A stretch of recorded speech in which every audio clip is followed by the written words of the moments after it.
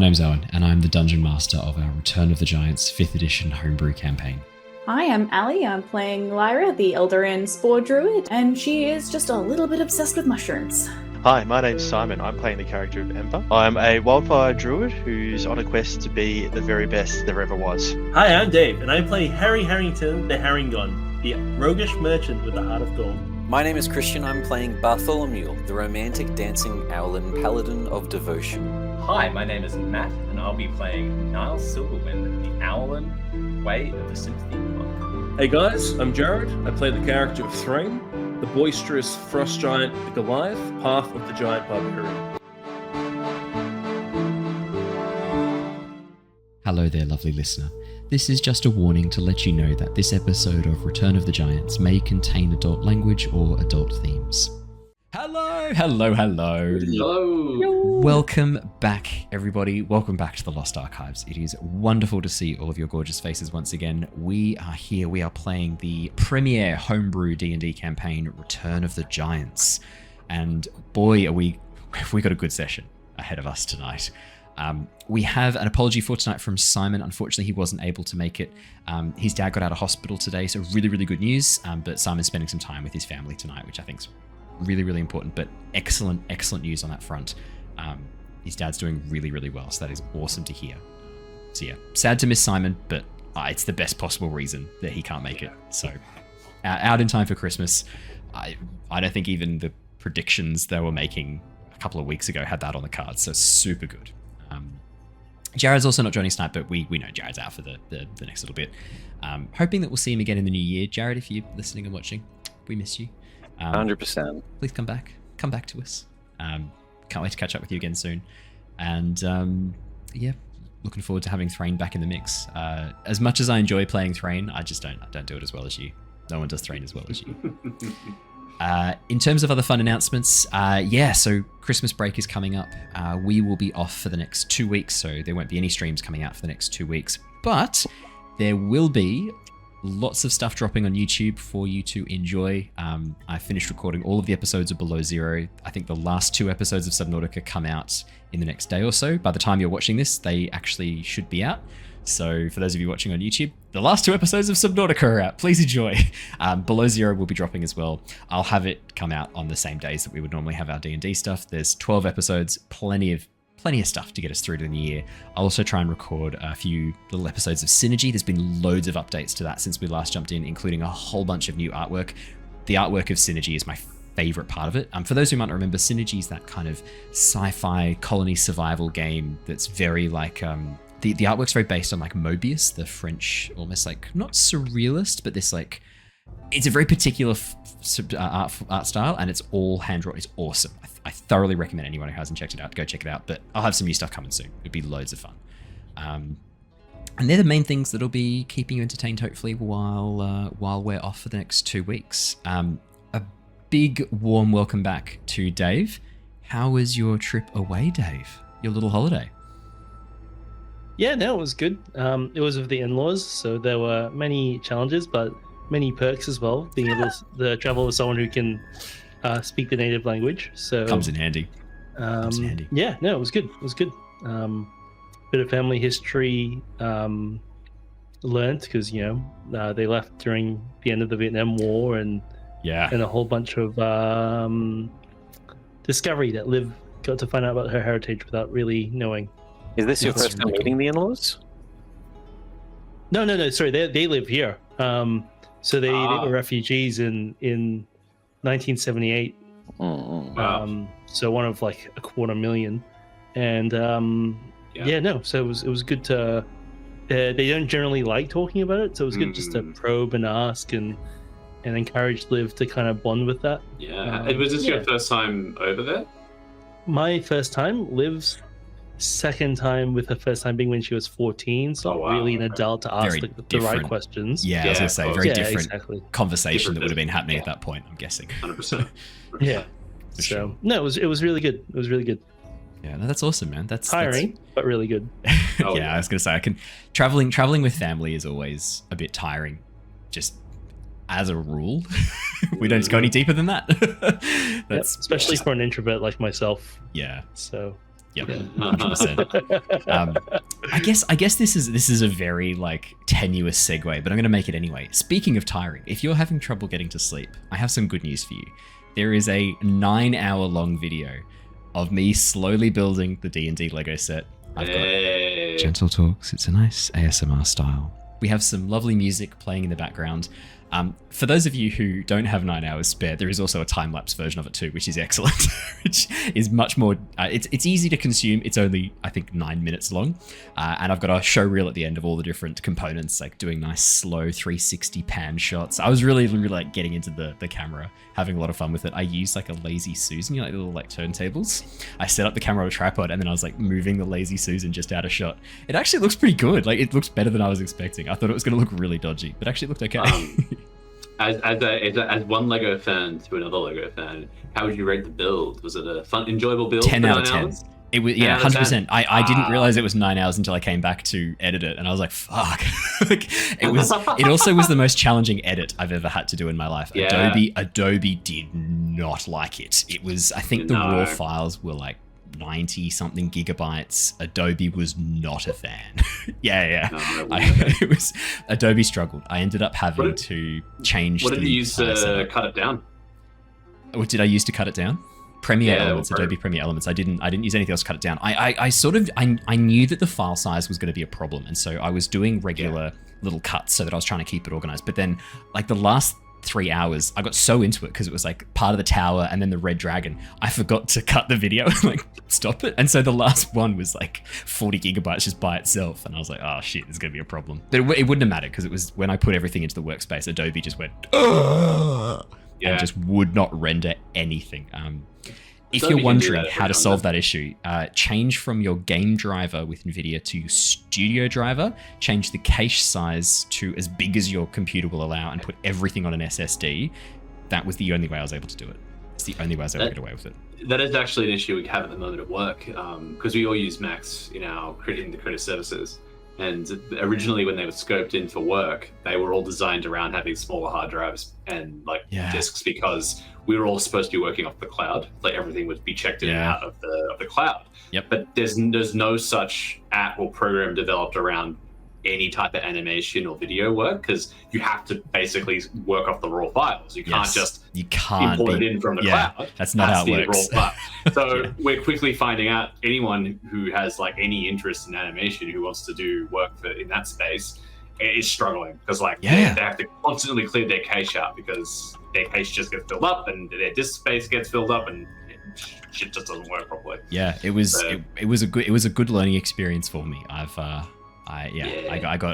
always sort of been a bit of a hobbyist with the video editing. I had to take a bit of a keen interest, and I've started doing a Skillshare course on video editing so that I can get a bit better at it. Just because it's an area I want to get into, as well as other things as well, like some proper filming techniques. Now that I've got the Canon camera, I want to do some better filming. I've also got some lapel mics as well. 2025 is going to be a really exciting year. I've got so much cool content planned coming out. I know I've talked a little bit about the idea of a D&D cookbook in like video format. That will be starting in the new year. I've already got the first 8 recipes already written up, ready to go. I'm going to record them and film them. I've got the whole thing. It's all sorted. So I'll just start recording those in the new year, and they will be super fun. And Lumi will be helping. She helped with the Lego build too. Lumi was a big help in the Lego builds. Good job, Lumi. For those who are watching, I think on the time lapse you can see a chunk of time where she's sitting on my lap. For the real world hours, that was about 2 hours where she was just on my lap while I was trying to build, like hunched over the ground. Other pro tip, Matt, when you build the D&D Lego set, don't do it on the ground. Oh, yeah. You gotta get a table. I couldn't because of the way that everyth's set up in here and the space I've got available, but no, do it as a table. My back did not love it. My back was not a fan afterwards. It wasn't too bad, but it was the point where afterwards I was like, I'm not 25 anymore. Like, there are consequences for the choices I make now. Have you made it yet? Have you started building it yet? No, I was humming and hawing about it. I didn't actually end up buying it, but I might. You have to. I'll wait till it's on sale again. It's too expensive at full price. Yeah, I'll wait for it to be on sale again. I'm sure it will. Yeah. But there, for anyone else who might be interested in D&D adjacent Lego, I do believe there's a 3-in, Lego sometimes do these 3-in-1 sets where they're like you can build an animal, but then you can build other versions of the animal with the same bricks. In the new year, we're getting a 3-in-1 dragon, and it's like one of the best dragons they've done in Lego. It's incredible. It's very good. I'm looking forward to that. I've been collecting all the D&D Lego minifigs because there's 12 out at the moment. Yeah. I'm missing 2. I think you can guess which ones I'm missing. Gold Dragonborn, which everyone is struggling to find. Everyone's missing. Yeah. And the Druid. I went through about 8 or 9 really? different places, couldn't find the Druid. It'd been picked out of all the different spots. That's so super interesting. but I've got all the other ones, and they're so. But you know the trick, right? You gotta scan. Yeah, I've got the QR scan. scanner. Yeah. So I'm going to announce this. This is just for our Return of the Giants cast. Curse of Strahd people don't know this yet, but our next Halloween special. You know how we do the Curse of Blinsky, where it's like they're all toy versions of themselves in the toy shop. For the next Halloween special, I'm going to set up the D&D Lego set. We're going to find minis that look like each of the characters, and we're going to have it set up with the camera, and they're going to be moved around in 3D space inside the Lego set. They don't know this yet. They've got no idea this is coming, but that's what we're doing. That's cool. Oh, shit. Matt. I just realized. Never mind. Don't worry about it. I didn't hear anything. You don't need to think about it. I don't know what he's saying. I guess we can also announce this too. Matt's going to be coming across and joining us in Curse of Strahd for a little bit. So very excited to have Matt on board for a little bit. We've got a few people lined up, and I know Matt's very, very excited for a bit of Curse of Strahd, so he'll be joining us a little bit. Do you want to? I think you can share the spoiler of your character's name because it's pretty funny. No, I'll keep the details a little bit vague. Yeah, keep them sparse. I want to be able to sort of. It's a teaser. It's a teaser. Right? But I will be playing a new subclass from 2024 rule set, which I'm very excited to try. It's a bit of a spin on a classic class from D&D. It's going to be the Barbarian Path of the World tree, which is really interesting, and it's going to be a lot of fun. Super, super cool Barbarian. Do you want to share your character's name, because it does make me chuckle every time I read it in the. It's such a fun. Like when I came up with it, I was like, "Fuck yeah, I love this name for a barbarian." His name will be Blood Gorson. Or it sounds like a fantasy realtor. Yeah, Blood.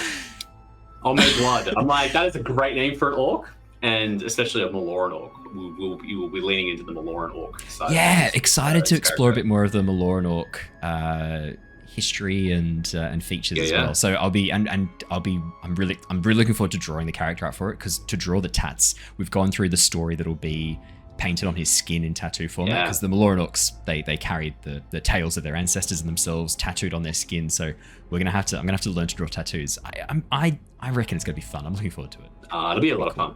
It'll be a great character to play, I think. There we go. I think we've got some good fun teasers for everyone to carry across into Christmas and the New Year.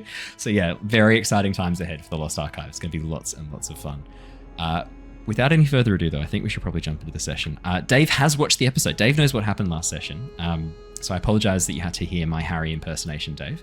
But I will do a bit of a recap. It sounded like I was there, really. Like, did I act in a way that you think Harry would have followed, and was it true to the character? Oh yeah, I wouldn't have told everyone what was in my bag, but apart from me.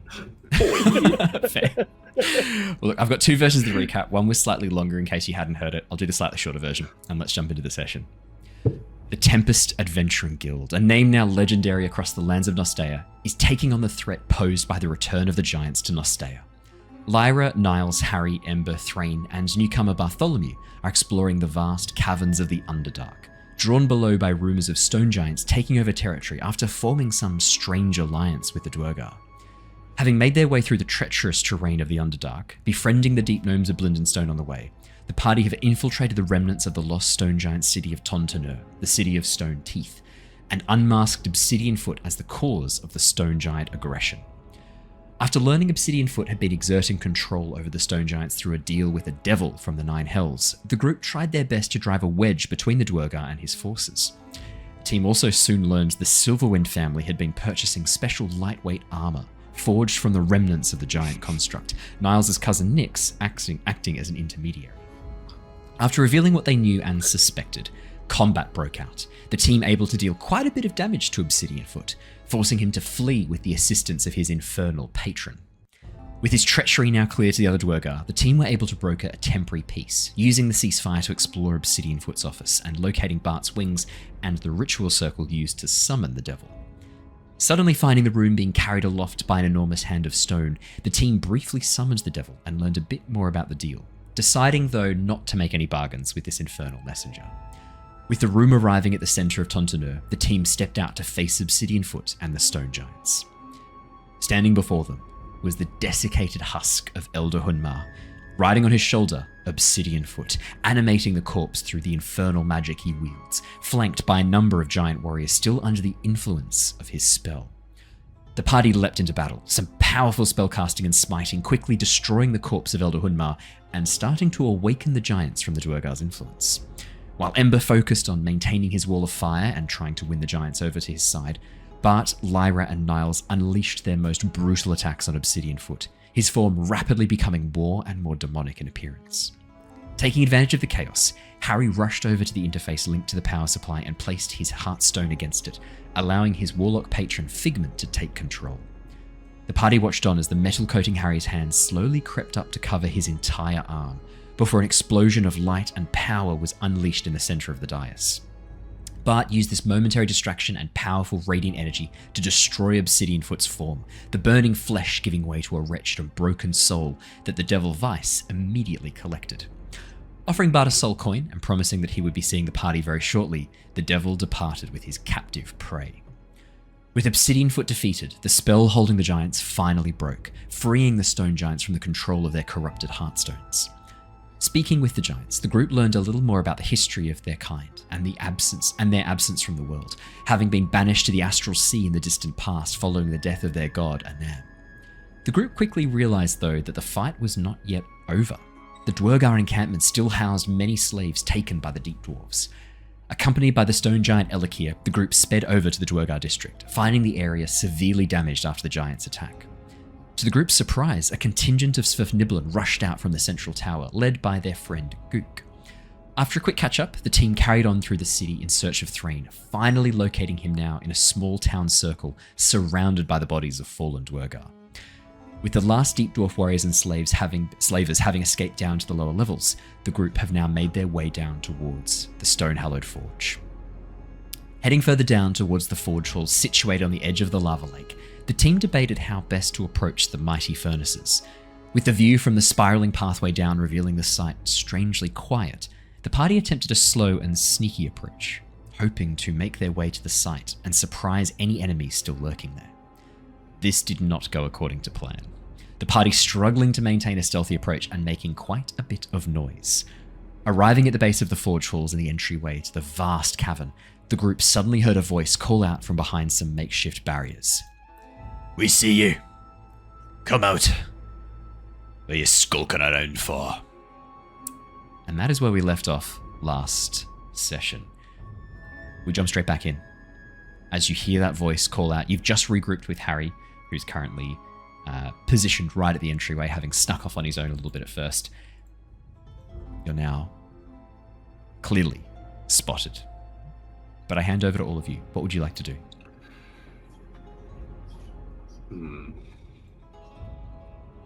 Was there anything anyone was doing? If not, Bart's probably definitely going to step up and try to negotiate. At this point, Threign's hanging back from the rest of the group. Threign had self-identified as not being particularly sneaky. He's back currently seated on Kong Chi. If it looks like combat's breaking out, Threign is going to come riding down this passageway on the back of Kong Chi. The reason I ask if anyone's doing anything is I'm pretty sure I remember at the end of last session someone wanting to throw burning feces at them.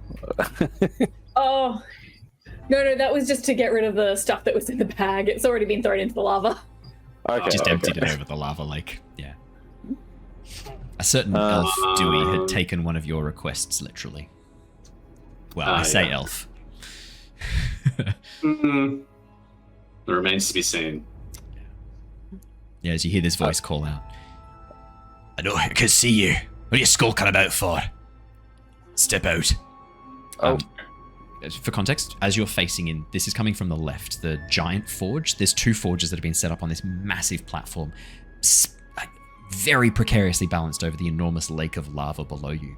Towards the left is the original Stone Giant's forge. You can see that it's been partly repurposed, the lava flowing through, and these massive red crystals, massive rubies, gathering heat from the lava and heating up the internal parts of the forge. To the right, Bartholomew, the area you're most familiar with, is the Duergar Forge, a forge that they've put in place probably before. Bart, you would know, for a while they couldn't access or use the giant forge. It took some time to get it up and running. So they built their own forge powered by coal, and this is where you spent much of your time. The forge to your left, the old stone giant forge, a number of barricades have been erected in front. Wood, stone, very haphazard, but designed to create these barriers into the stone giant's forge. We're skulking as our scout here has been very obviously fired at, accounting to all the arrows slammed into the environment around us. If we come out, are you going to continue firing? A single warning shot was loosed from a bow. We needed you to know that we were serious, and that your hostility would be met with hostility in kind. If you mean us no harm, we mean you no harm. Step out so we can get a good look at you. These slaves escaped from the upper level? Can I insight check this? Yeah, for sure. Yeah. Probably a I good just call. I guess Niles is just trying to like gauge like how like desperate they might seem, or how what they might be feeling or sensing. Yeah, no, good call. Just to confirm, it is a Duergar that's currently talking to us, yeah? It's not like some really, really beefy Sneflivlum. I'm going to counter that with, how do you know what I mean, you don't know for sure, but the voice does sound deeper, gruffer. The dialect sounds much more similar to what you've heard the Duergar talking in. The Svirfniblin tend to be much more, the tone's much higher, and the accents, the way they kind of talk is very flowing, almost like the way that they communicate is a bit more similar to the Elvish language, whereas this is very gruff, pointed, clipped vowels and consonants. You think it could be Lyra, but you don't know, like not for sure. Dialect is one of those things that that's environment, 100% where you pick that up, so it's hard to say. This could easily be a human who's grown up in the mines with dwarves and is now just calling out like, yeah, I'm tall for my age, as he looks over the barricade. That's build. it's a 10, not 10 the greatest miles. roll more. Yeah, Niles, as you focus, I mean, the arrow that slammed into the pillar right above where Harry was hiding, I mean, that was a good shot. They probably, I mean, if they were desperate, would they have just started firing to let you know they were there and call out, or would they have waited until you were out in the open and they could have taken you down? It's hard to know. Like, the behavior does indicate that they mean what they're saying. You're not detecting any like tricks here, but then again, you're not sure what they're thinking or planning right now. As far as you know, they might not even 100% know what's happening up on the surface. You know that some Duergar rush down here to escape, but there's no guarantee they've made it. This group of Duergar and Svirfniblin and other slaves, they might have no idea what's happening up above. They might know something's wrong, but you're not sure. Yeah, you don't know. You don't know. I guess Niles kind of looks at Bartholomew and takes up, I guess, more of like a defensive stance, maybe just to maybe act quickly in case another arrow comes his way. And hopefully... I'm glad that you did the insight check, because Bart, knowing that he's not the best at reading people, was 100%. I was going to literally make eye contact and sort of see if you give like a nod or a shake. I kind of give a shrug because I'm not sure. I'm like, okay, I'll get up from one knee and I'm going to have the weapon sheathed, but I'm going to be focusing on the sort of elbow. I keep forgetting the name of it. A small shield buckler. The elbow buckler. Yep. I'm going to have the elbow buckler as my main focus of attention, other than talking. I.e., I would like to take the dodge action as I'm coming out. Yeah. Just in case there is any hostility. Show myself with feathered hands and arms sort of raised high. Yeah. As you step out from behind the barricades, buckler at the ready, arms raised up but not high enough that you couldn't pull it into position to protect your vital areas, your head, your chest, as you step out, Bart.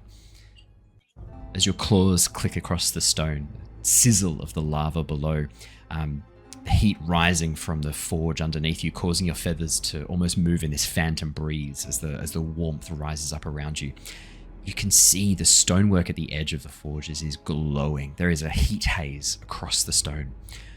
And as you step out, claws gently clicking against the stonework, you look towards the barricades. You see the tip of an arrow protruding from behind one of them. What do you call out? What do you say? Or continue to walk forwards, arms up, not saying anything for the time being?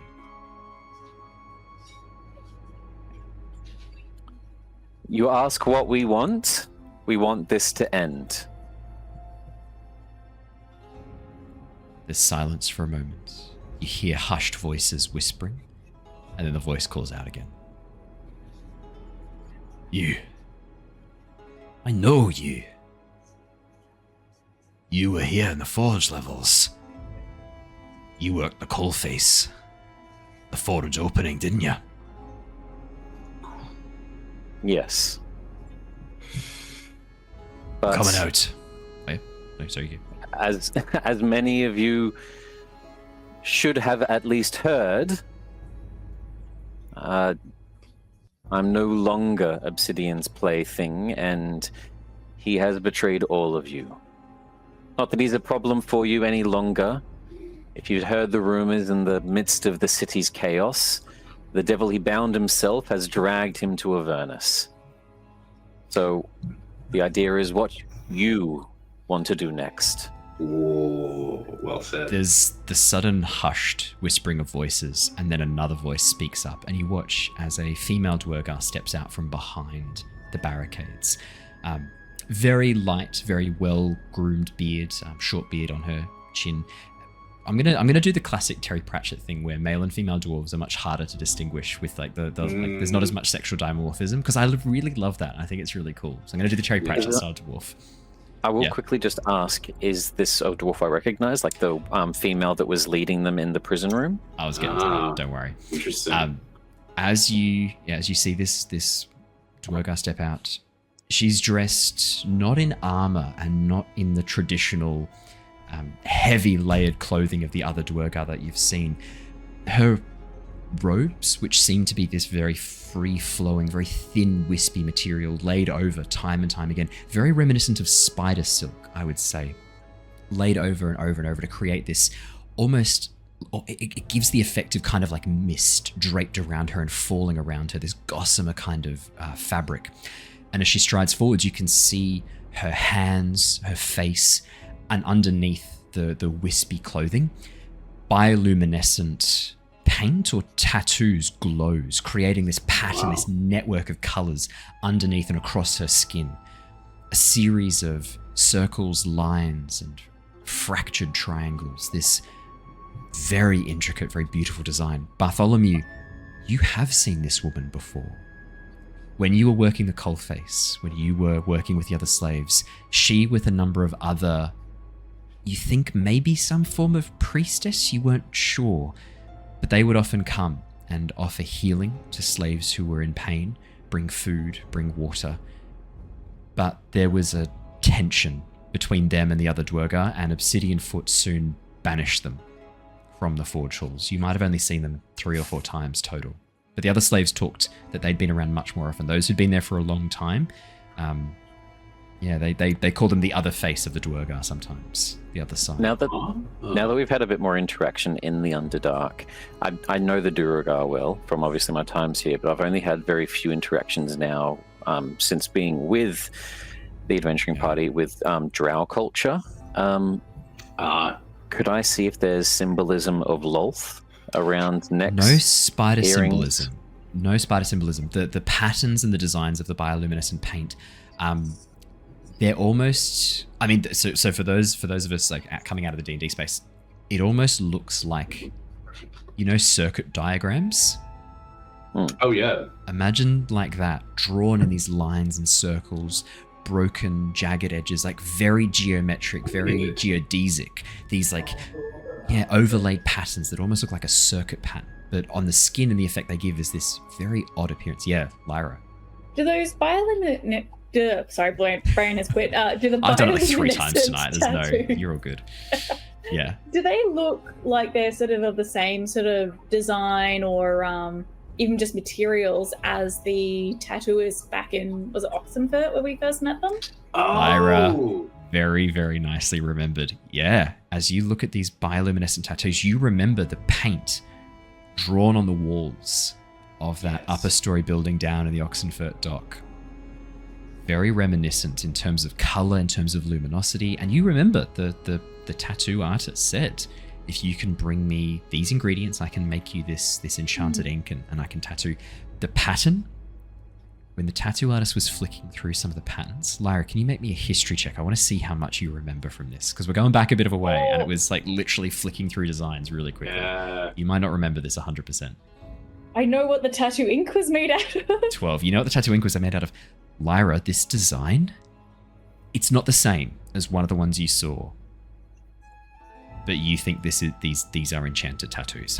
Like the design, the color, the fact that they're glowing, the luminosity, and looking at them, you think there's more than one effect on this woman. The two arms, slightly different between them. You can see the chest is again slightly different. You can see where they all link up, and on her hands, you can see these like points that are glowing slightly brighter. Knowing what you know about the magic tattoos, yeah, you think these are enchanted for sure. Do I remember the name of the tattoo artist? I don't know if you do. You might not. Does Ali remember the name of the tattoo artist? No, I'm going through my notes, but my notes are stuff like crushed glowing petals and something bile for luminescent paint. That really checks out. That really checks out. Let me have a quick look. Otherwise we'll have it.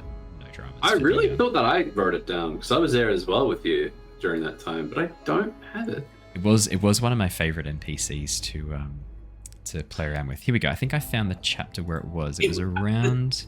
The tattoo place was called like Inkwell or like something like that. It was. I remember the name of it. I remember going down into like the depths. It was really cool.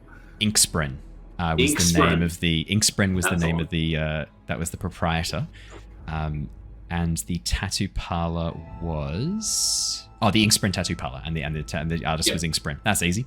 Bit of a call out to Cosmere with Inkspren. Yeah. Whenever I can, I will. Yeah. Absolutely. Bard, as you watch this woman steps forward. You watch as she holds up her hands, matching yours exactly, lowers them into this almost like reverent crossing over of the hands across her chest, and then you watch as she places one hand across each eye, revealing these like circle, very eye-like designs on the back of her hands, which she slowly lowers one more time. I see you. Tell me your name, child. I have seen you before. I see you again. You are in no danger here. Your tidings that you bring are joyous indeed. Melgrim, Obsidian Foot as you call him, was a blight upon our people here. Ooh. While he brought us wealth, while he brought us prosperity, he did so at the cost of our soul, the cost of our own decency. Inside jet. Yeah, for sure. Yeah, probably good. Natural 20. Oh! Natural 20! 19, but still a natural 20. But fuck yeah. She has not said a lie. Nothing she has said is a lie. Wow. There is a tremor in her voice. Excitement. When you said Obsidian Foot was dead, taken by the devil that corrupted him, she's happy about that news. But there's guilt too. She feels like she shouldn't be. She's torn between these two emotions, but she is. She is excited.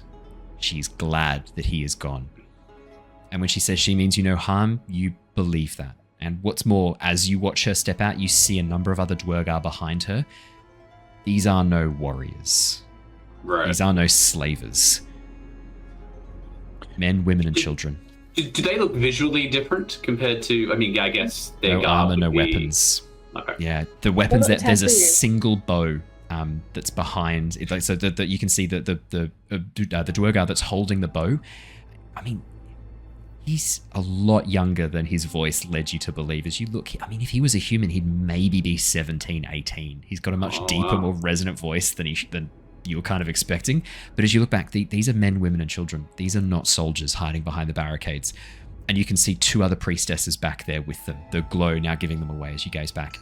They look frightened, But Are there many of these glowing individuals? 3 behind priestesses the- total. Yeah, 3 of these Oh, wow. priestesses. Yeah, one who stepped wow. out to you, and the other 2 are still back with the group. But Bart, as you look back, there's like maybe 13, 14 Duergar Oh, wow. that you can see hiding behind these barricades.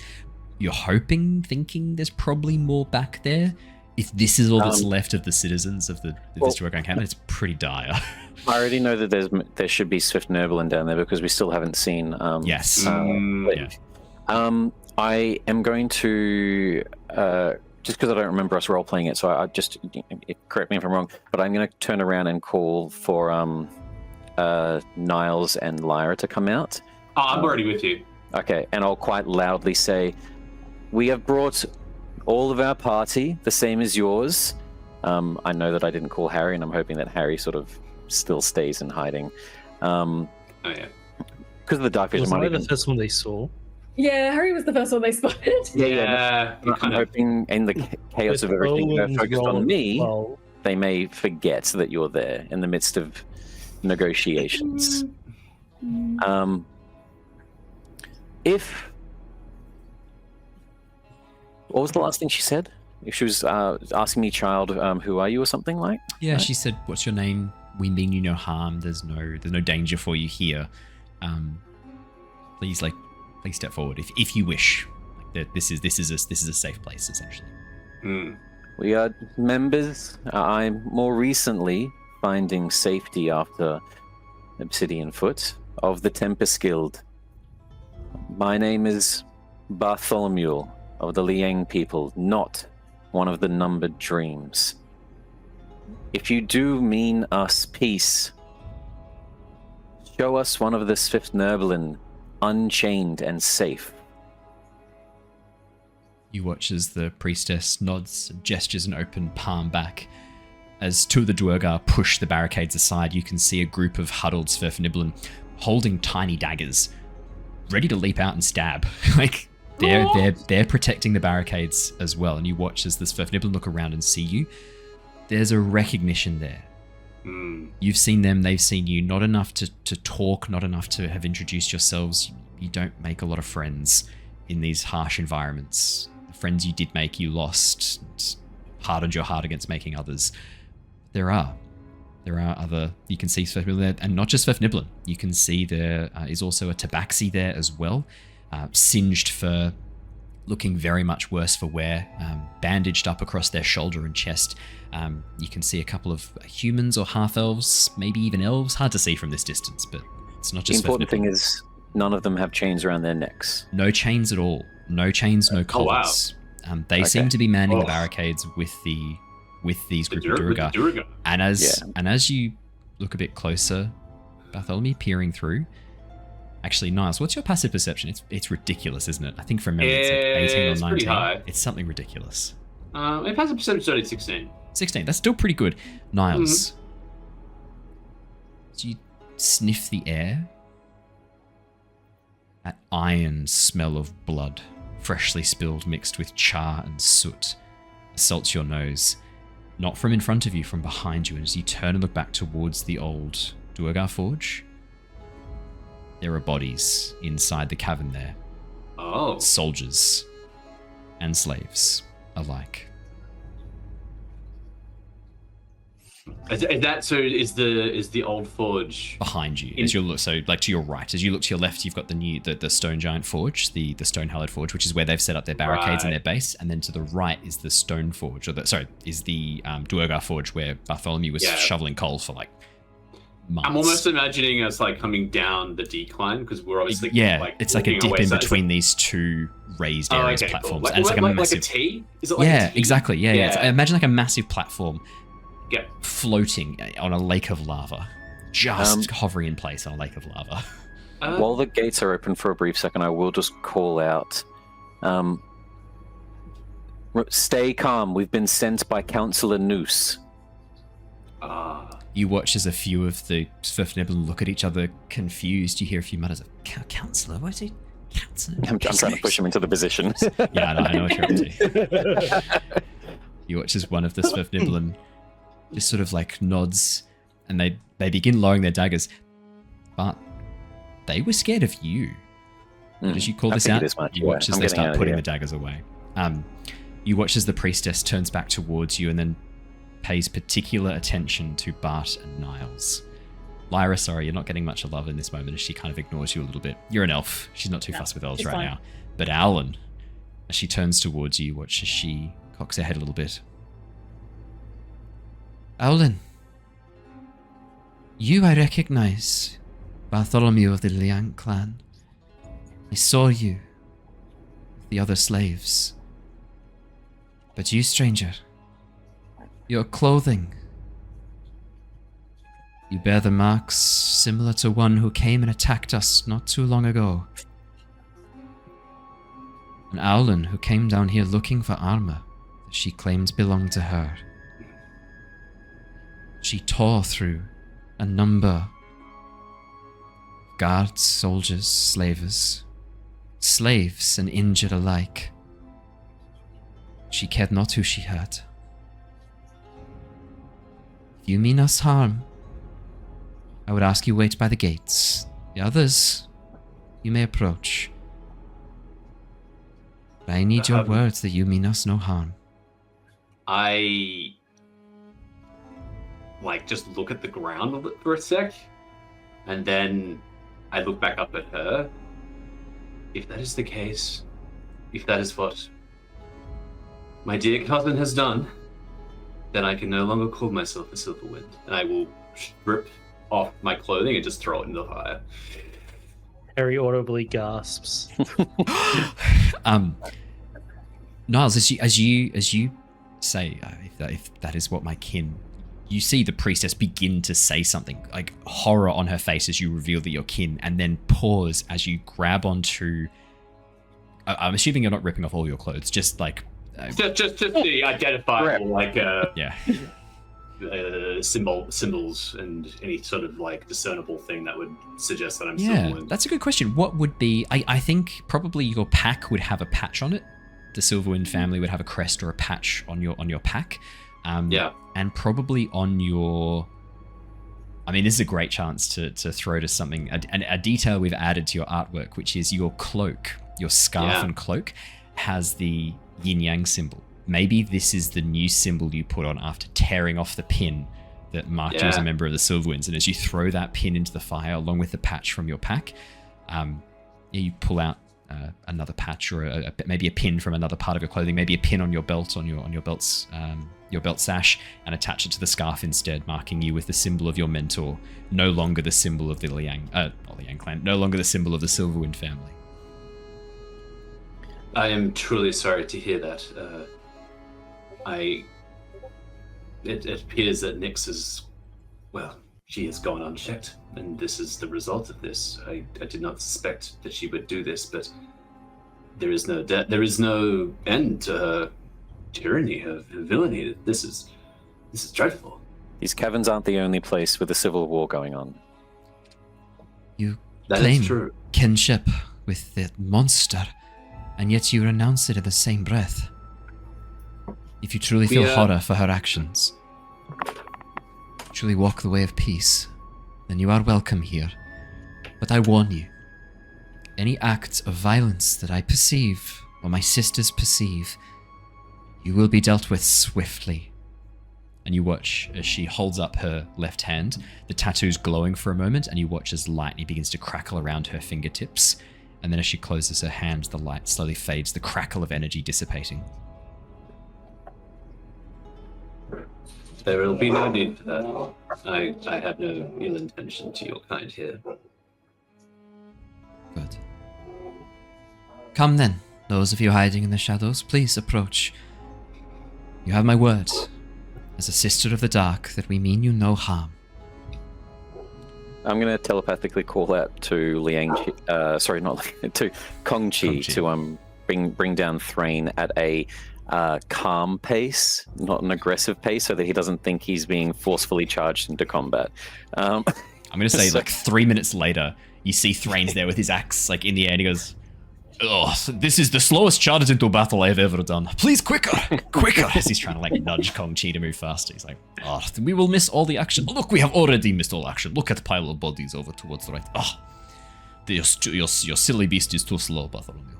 We'll do that as he comes down 5 minutes later. As you call out the mental link. I'll start, as she calls out for everyone to be welcome, I'll sort of turn back, I guess, to the rocks and give a nod, because I'm guessing everyone's like peeking a little bit. And I'm going to start walking towards the gate and through it, but before, because they were up on the ramparts, right? They've set up these little, almost like, I guess, makeshift barricades in front of the main doors into this building, as well as a few others in front. Imagine, the best kind of analogy I can think of is during the French Student Revolution, where they barricaded off streets with just furniture and shit just in there. It's that. This is makeshift. More of like just a slightly raised platform. It's not even a platform. It's just there's a slight ramp up to the top and the entrance of this building. The forge is slightly raised up off the ground level.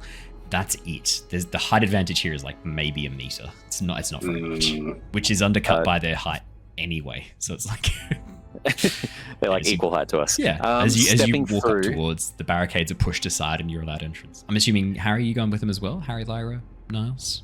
Ember's with you guys as well. He'll come too. Of course. Yeah. Ember wants to see the fire forge. He wants to see the stone giant's version of what forging looks like. Yeah. I will call out loudly again, but towards deeper rather than towards them. I've also been sent by Gook looking for Flick. There's a movement among the deep dwarves, the Svirfniblin, and you watch as a younger looking female Svirfniblin with half of her head shaved, the other half pulled over into a rough mohawk almost that carries on down the sides a little bit. You watch as she slowly stands. She has a large scar over her left eye, and you can see the eye doesn't close properly. The lid itself has been partly damaged, but you watch as she stands up. What's it to you? Aged scar or like bleeding scar? Not bleeding, but it doesn't look like it's been there for a very long time. Maybe days, maybe weeks. But it's been dealt with. Someone, you can see someone's already provided some sort of attention to this. Yeah. I told you, she sent me. I'm friends. She helped me with her jeweler skills and... No, she's dead. There's no way she's still alive. Her, Noose, and Gobbledy. They actually made it. Yeah. They came and found us, actually.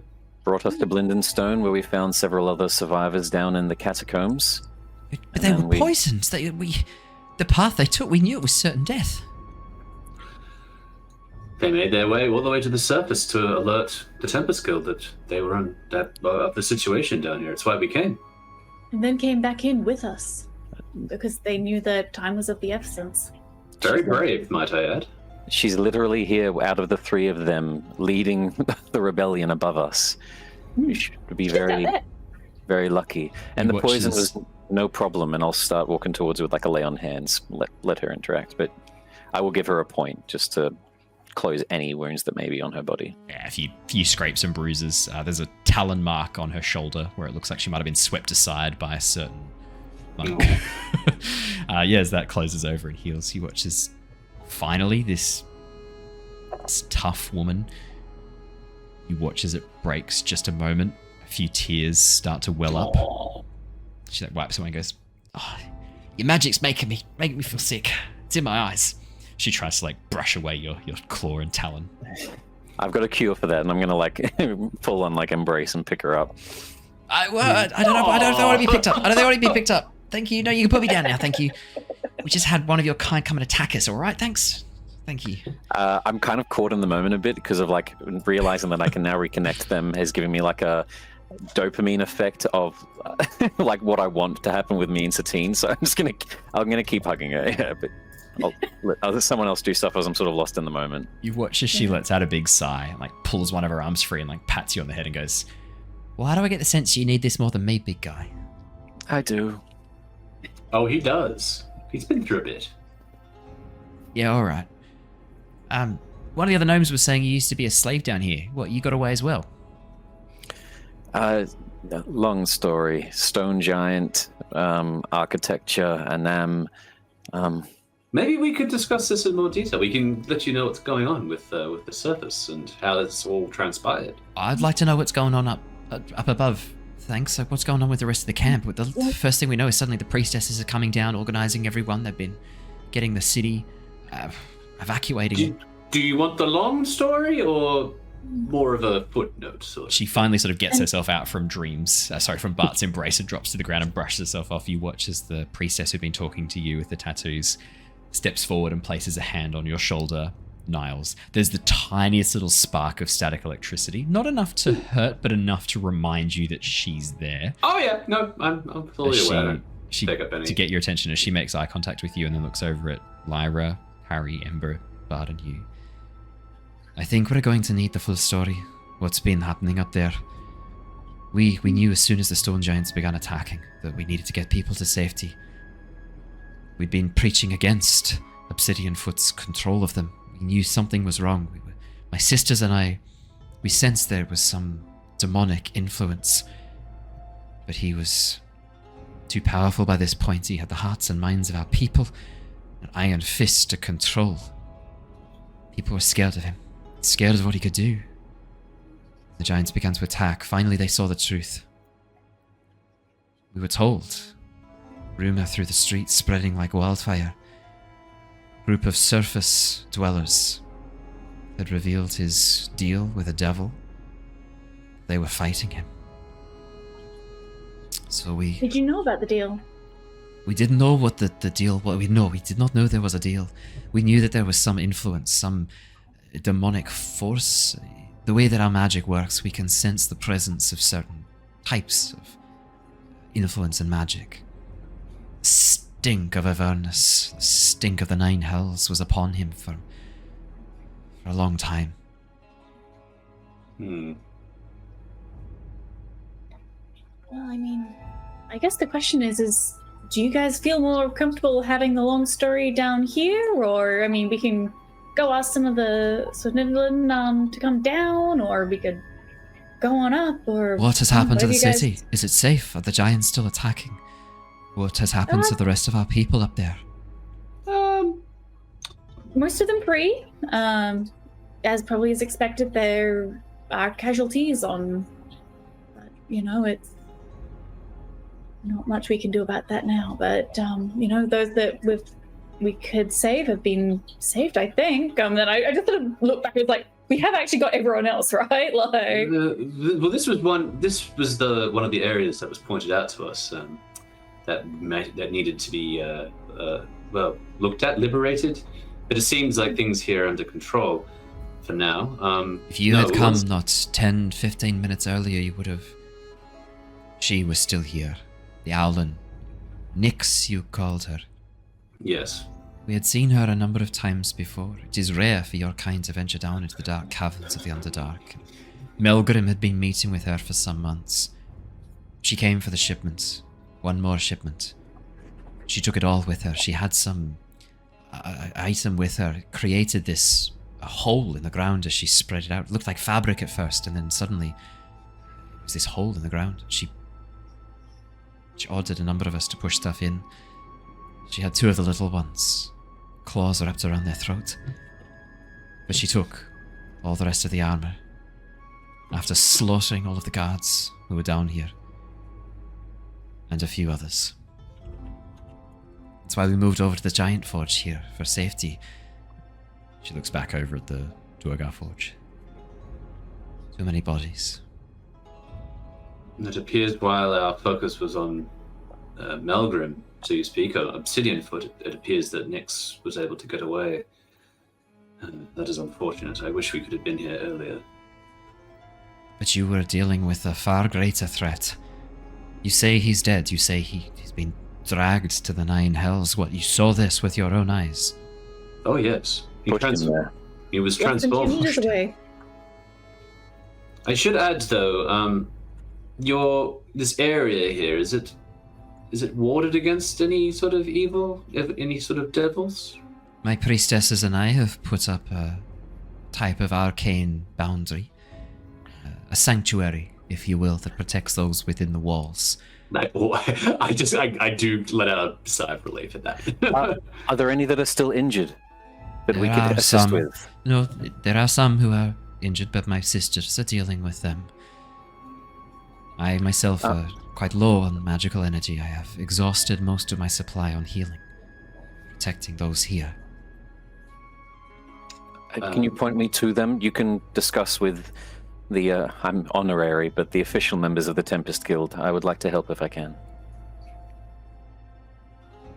The hands of a healer are greatly appreciated. The door behind you. While Bart deals with your wounded, I can fill you in with a bit more of the detail from what happened above. We essentially were able to also make contact with the stone giants and wake them from their dream, so to speak.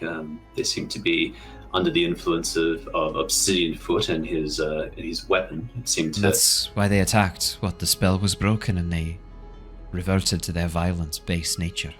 Indeed, we were able to break the illusion that some of the control that he had over the stone giants. Apparently, this weapon, this artifact, seemed to make it so that Obsidian was their old king, which is why they followed him, because they were confused. Melgrim ordered the giants to attack the Duergar encampment. The giants didn't do this by themselves. He made them attack us. No. Well, actually, yes, that is true. Initially, correct. Yes. I believe that the stone giants were activated by Melgrim. And he, in a fit of madness, he decided to destroy everything, realizing that he had not much more to go with than falling closer to the devil. It seemed like his only play. Right. And you watched him you destroyed him and watched him burn in the fires of the hells. Oh, yes. Good. Not destroyed, transformed. He is still alive, but hopefully now is just a Lemure. I have heard of these creatures. Pathetic, pitiful. That form suits him well.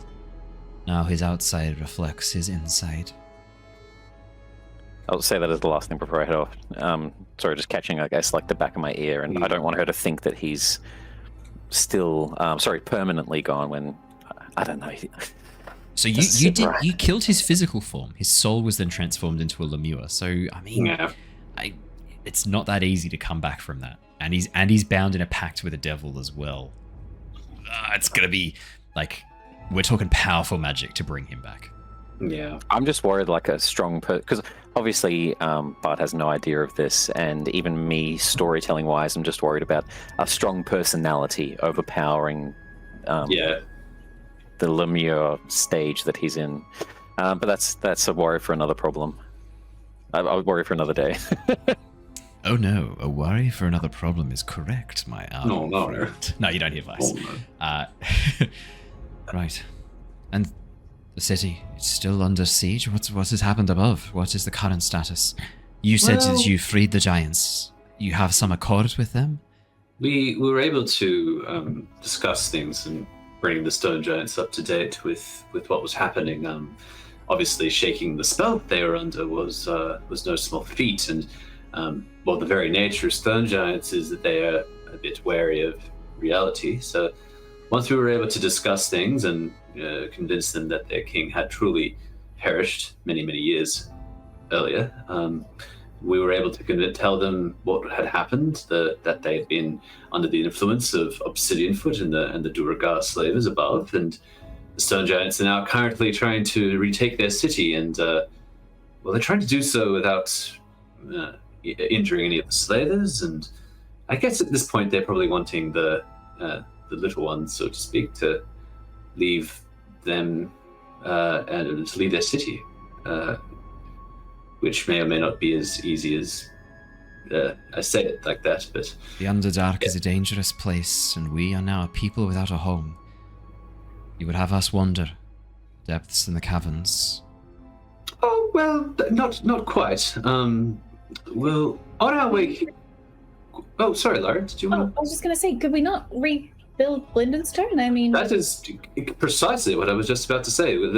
We have a small contingent of the deep gnomes in Blindenstone that we were able to rescue, and I think that you would all be welcome there. I'm sure. I do not.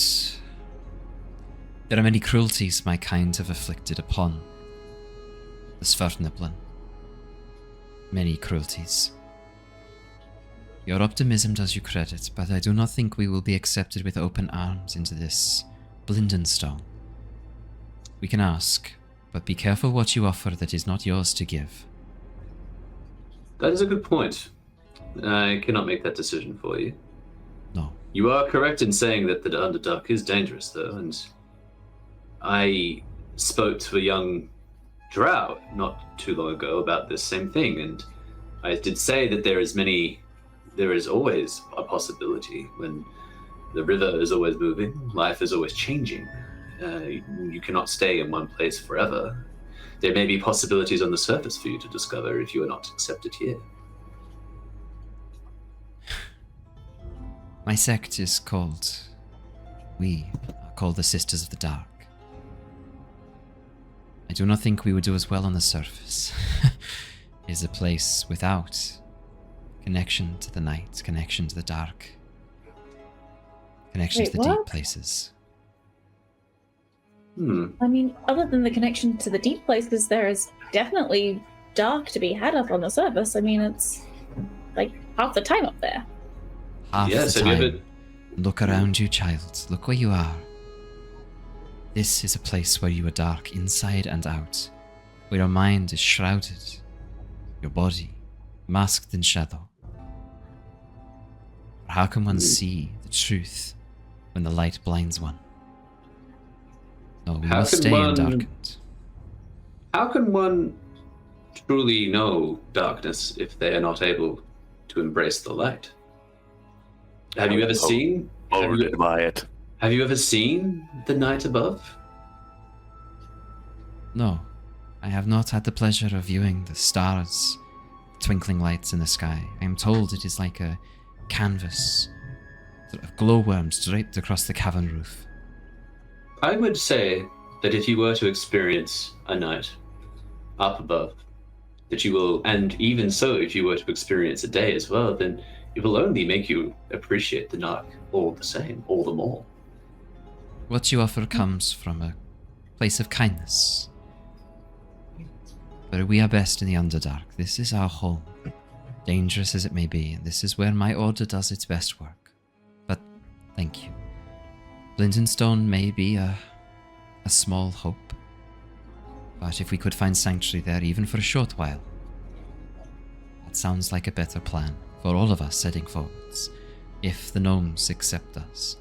Yes, well, it is hard to break down these barriers that have been established over many years, but I think in the coming years we will have to do this if we are to survive. Not just your kind, but ours as well. You watch as the group of 4 or 5 gnomes who Flick was with, not far enough away that they can't hear this, you watch as they all step forwards, for a moment looking at each other nervously, and then as they push... if she was human, she'd probably be middle-aged. As a deep gnome, she's probably like a couple 100 years old. You know, they live for a long time. You watch as a middle-aged woman gnome steps forwards, clears her throat for a moment, looks back for support, and then goes, I would speak for you. You have shown our people kindness. I am not someone important. I am not someone of whose voice carries weight in Blindenstone. But how much of Blindenstone remains? I know Noose, and I know he listens to us. I will speak for you. And those Duergar who have shown us kindness, I will speak for them. She nods, looks towards the priestess. You watch as the priestess, it's a very sad smile, nods and goes, the night's blessings upon you. Thank you. Truly. The city was badly damaged. The Behir that ravaged that city and, well, the attackers before that left it quite badly damaged. It will take many hands to get it back to the way that it was. And they may not yet need to be all gnome hands either. Many sure of my people are skilled with working stone, where the Svafniblin deal in metals and precious gemstones. Duergar, the Iron Forge. We shape stone and metal. We can build a mighty fortress. Prepare Blindenstone, bring it to its once former glory. Under gnome design. She nods and smiles back and nods towards the gnome, who does a big grin and goes, I've seen how much you can, how strong your people are, how much you can lift when you're even the smallest of you. Your help would be greatly appreciated, especially if a Behir attacked Blindenstone. Oh, yes. I believe it was sent here by, well, probably Obsidian Foot, under the guise of him being the king of the giants. The Behir seemed to be, well, actually, that's a good point. He definitely was giant origin. He had the crystal. Yes, but no, the city was under attack by that creature, yes, and we were able to dispatch it. I nearly got vaporized, though. It's very deadly lightning blast. It was not an easy combat, I can tell you that. The Behir is now dead and gone, though, by the way. Oh yes, we in case you think it's sitting there waiting for you. We were able to take some trophies, and I pull out a piece of the leather from the bag of holding of the cloak. Not leather yet, it's just skin. Oh, it's just skin. Also saying that the combat was pretty difficult. Vietnam flashbacks for Owen to snakes on a plane. Just a million snakes wrapping up the Behir, and you just watch as the Behir calls out, "Mommy!"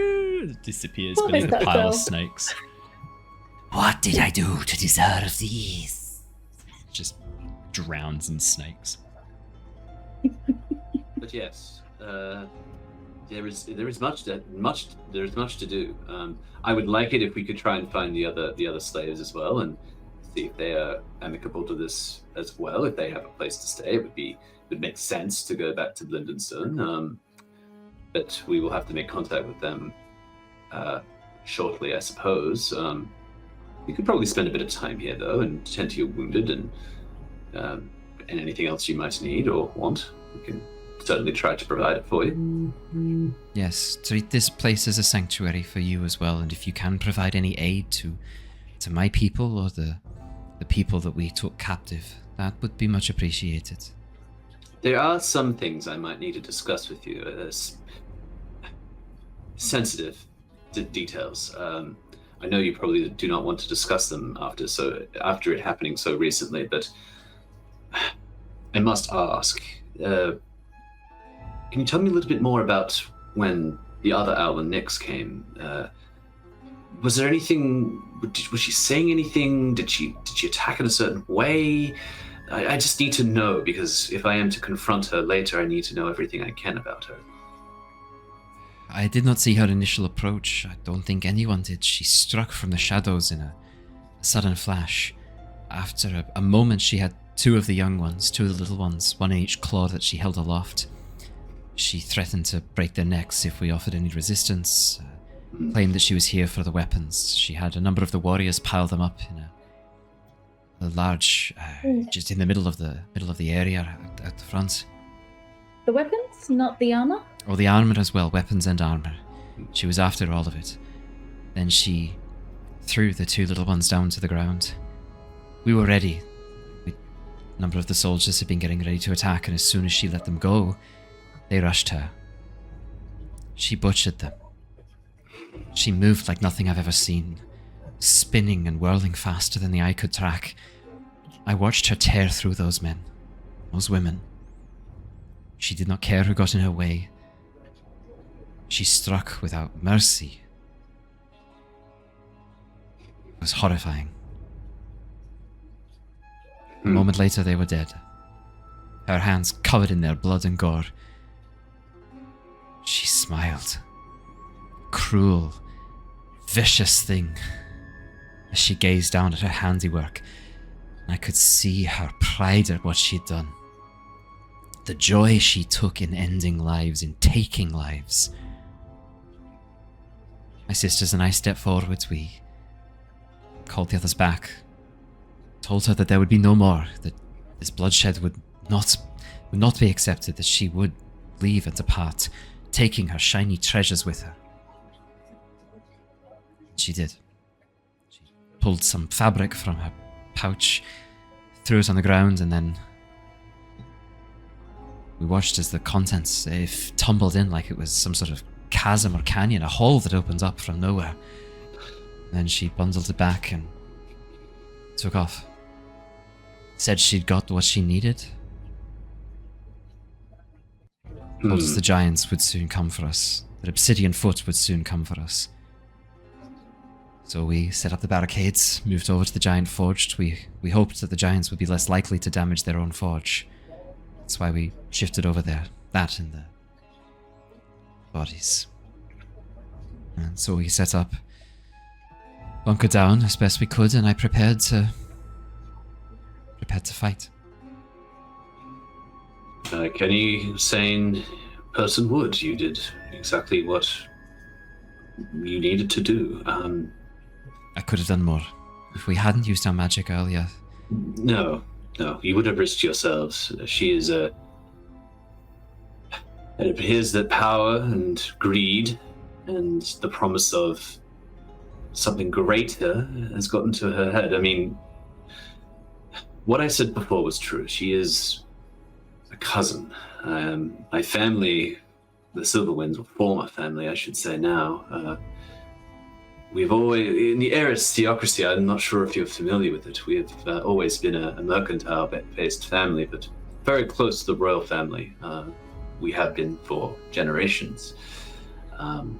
It appears that Nyx, with all the power that has gotten to her head, it appears that she is trying to make a play, a coup, to try and take over the throne. And I hadn't seen her for years. I'd gone on my separate way and had not really had anything much to do with the family. There was an incident back when we were training, back when we were young. I did not wish to discuss it, but it changed me as a person, and I walked away from that path of darkness and death, and tried to walk a different path. She has wanted me to join. She actually offered, when I saw her on the surface, she offered to take me back, to have her back on her side, but I could not in good conscience be a part of whatever it is that she has planned. I think I have to stop her. I have to try and stop her, and I'll do whatever it means to do so. But if she has the armor, which is what she came here for, then that will be much harder. There was a lot, not just the ones that were being constructed or shaped for the Aarakocra and the Owlin for the bird folk. She took the armor for the Duergar as well, the armor for the Stone Guard.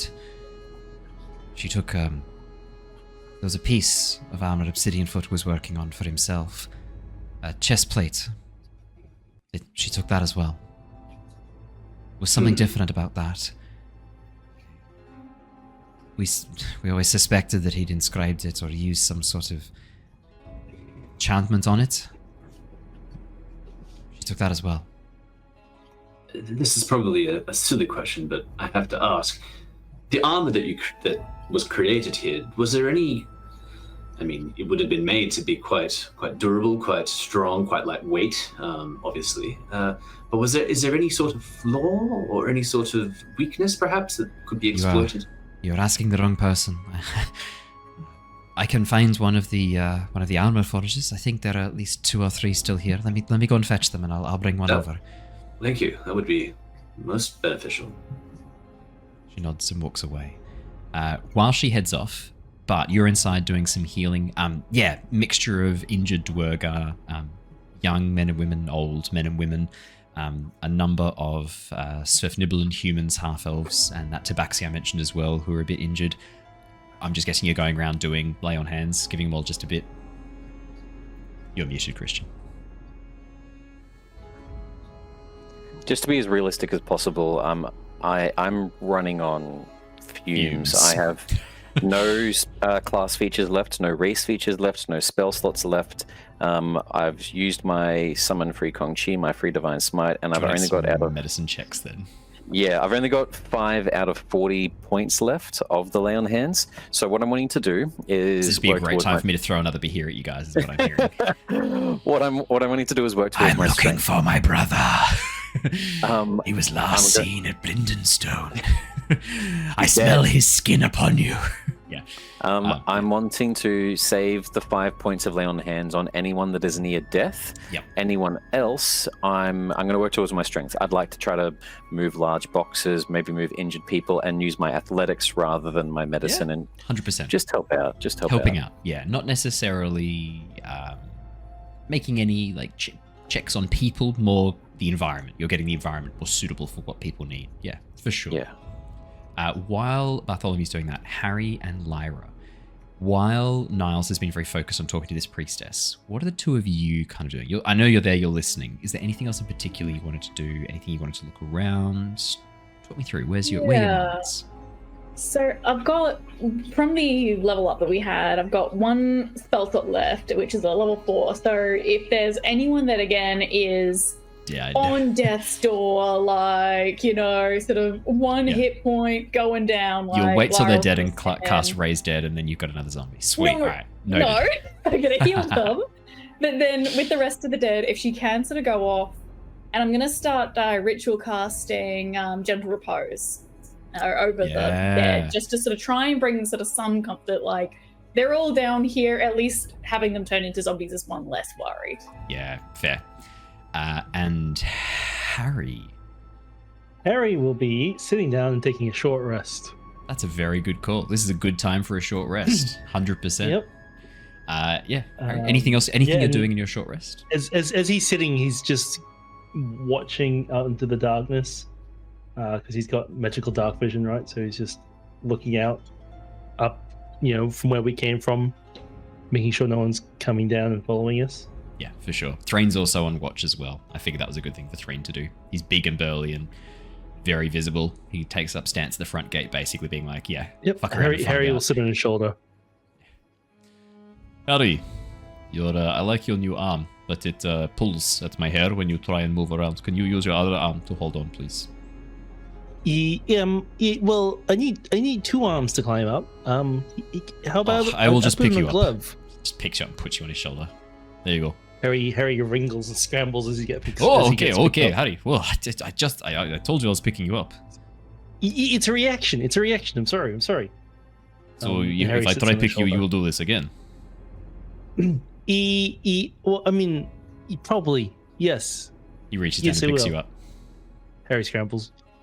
Oh, this is fun. Do you have any other reactions I need to know about? What happens if I turn you upside down? You upside down. Harry dies. That's not a thing rabbits do.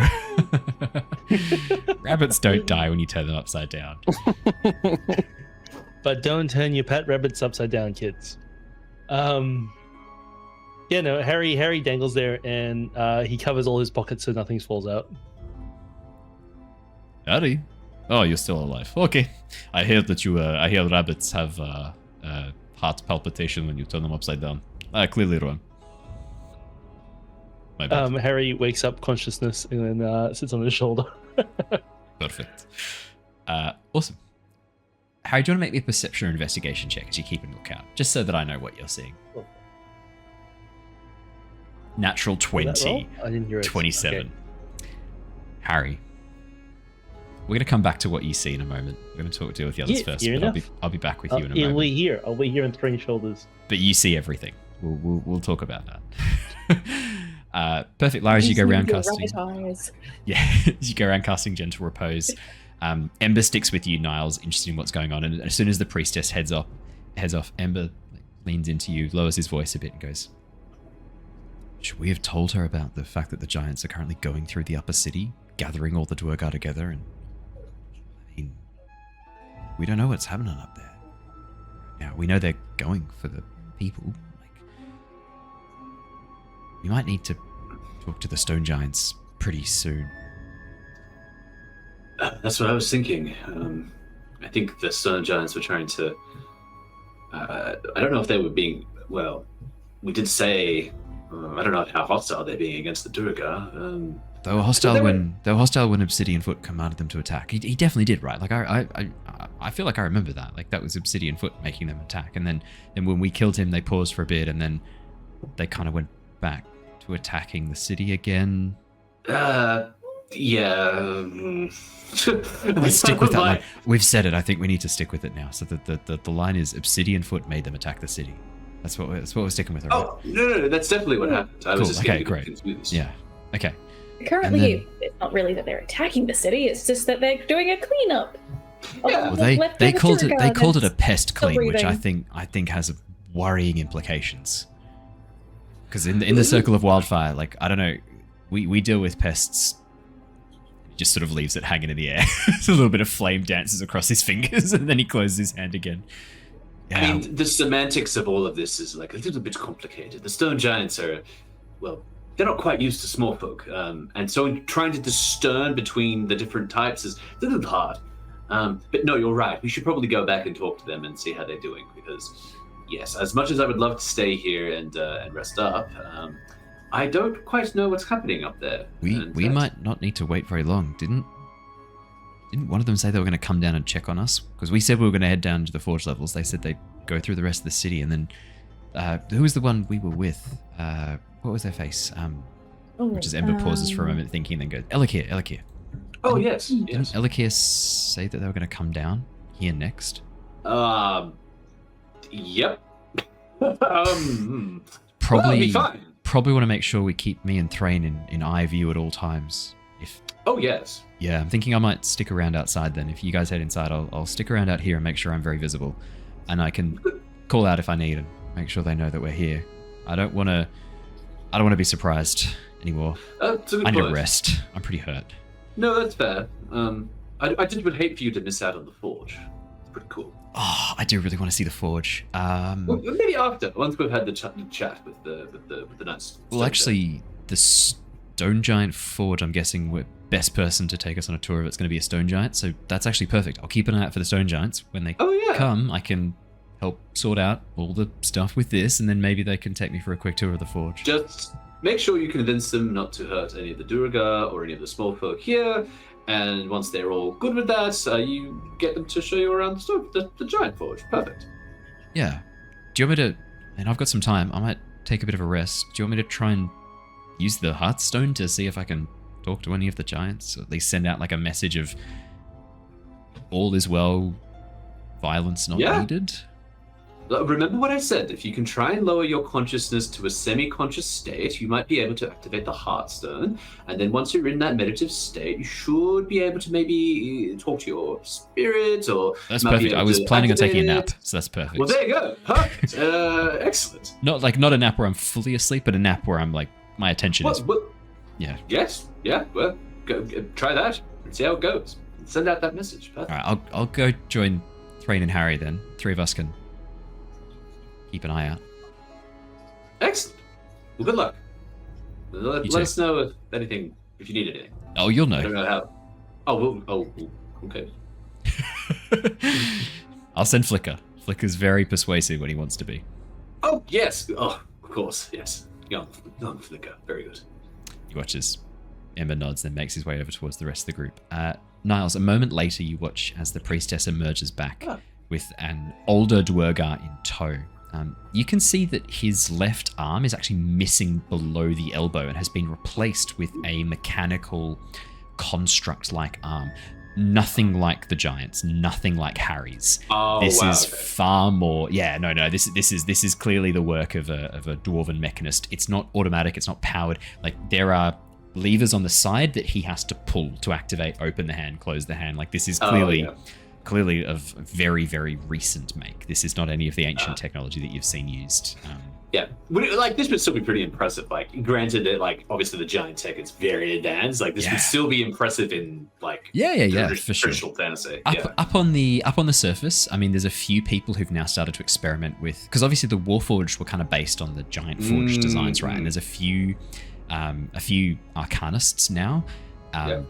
Working on replacement limbs that work similar to the way the Warforged limbs and arms work, and they're getting pretty good. Like there are arcanists you can go to on the surface now if you lose a limb and get it replaced. That's reasonably expensive. Cost of materials, cost of magic, and they are magical. But I mean, this mechanical one, there's no magic involved. Like if there was an anti-magic spell or something like that, this would be unaffected. This is purely clockwork and mechanics. It's very impressive for what it is. This is like a slight side note, actually. Yeah. This is slightly out of game, but in game. It's more of a question, actually, just about the universe.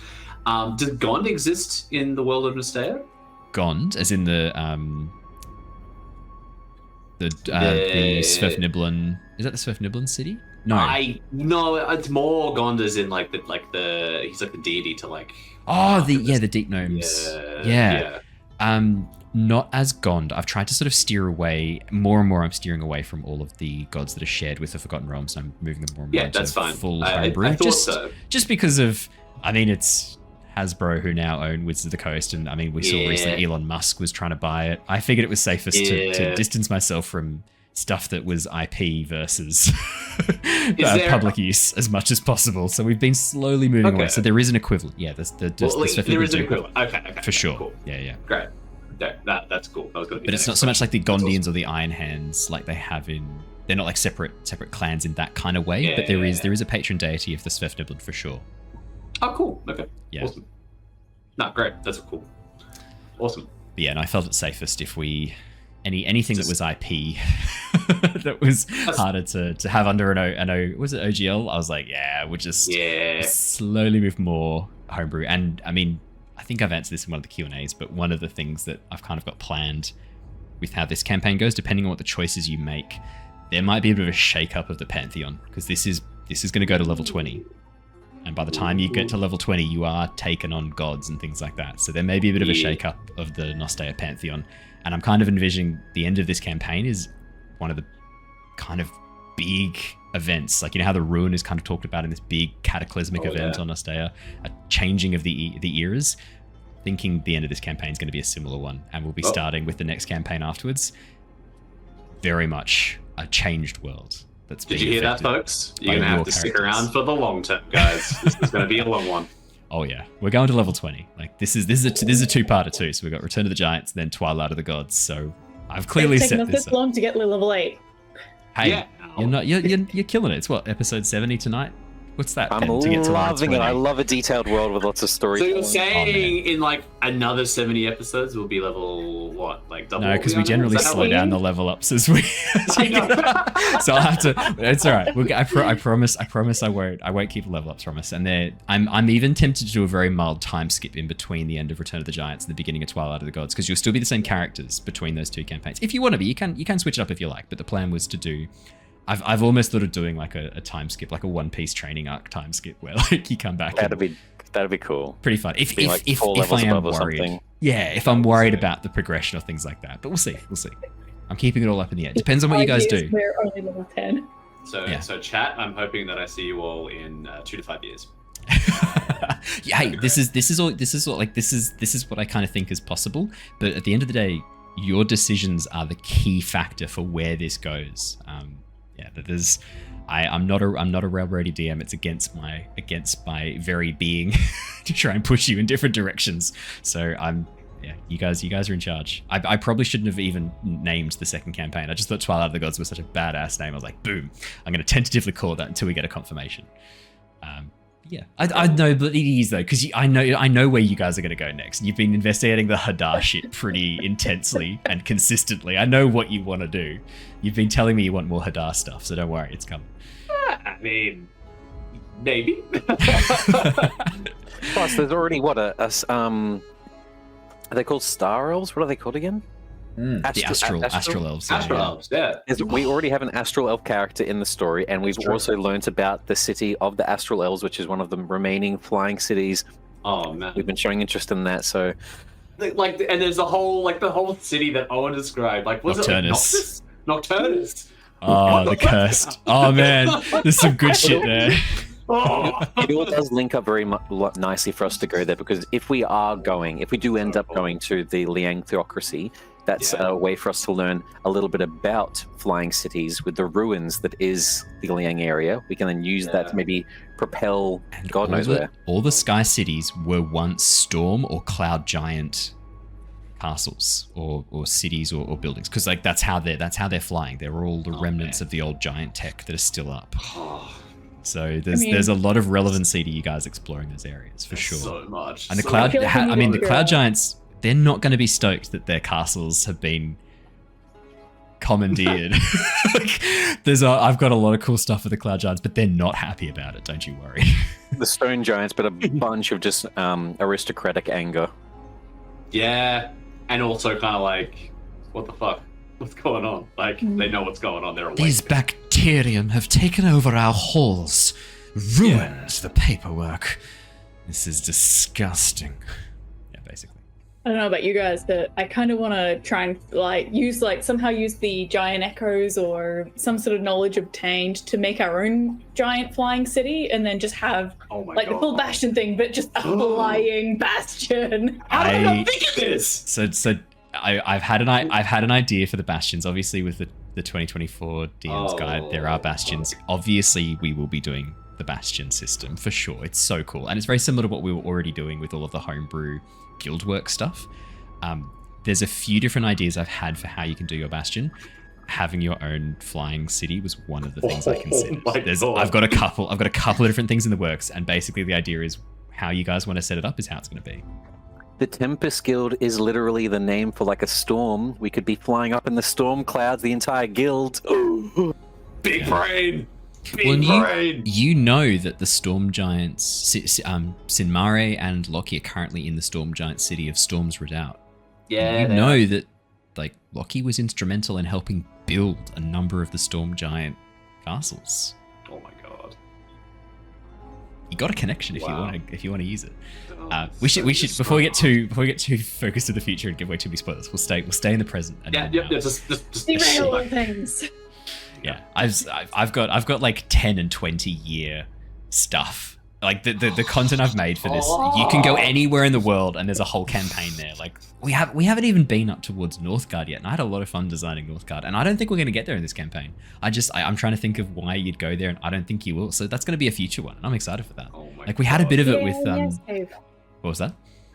The AI in the ice cave? There's one reason to go up there. No, not that one. That's something else. So Simon's character Wiltix went up to Northgard to hunt down Fenris in the Tyranny of Dragons campaign, and that was one of those sort of plot threads that we kind of left hanging when he was exploring his Bloodhunter powers, his Lycan powers. The goddess Fenris was that connection. She's the one who rules up in Northgard. So...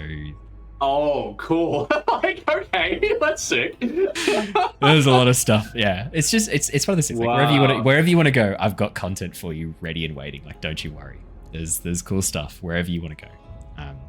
Wow, there you go. As the older deep dwarf is brought towards you with his mechanical left arm, you can see, Niles, that his skin grey and blistered as if he has spent much time in front of surely not in the sun this deep, maybe in front of a burning forge. You can see scars and blisters across his skin, his hair around the eyebrows and beard.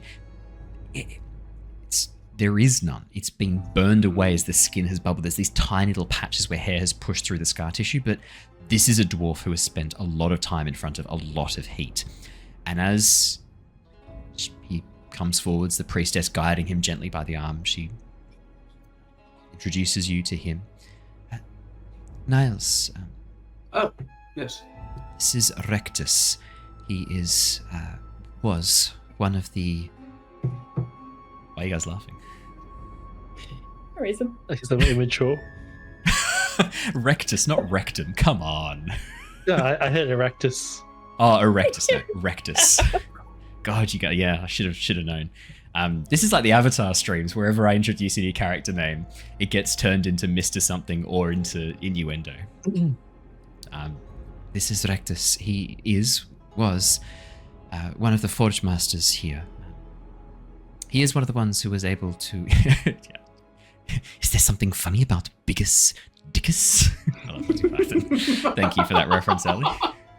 I love that scene was also fully improvised. They had no idea what he was going to say. And so their reactions where they're struggling to not laugh is just genuine. They're just struggling to not laugh.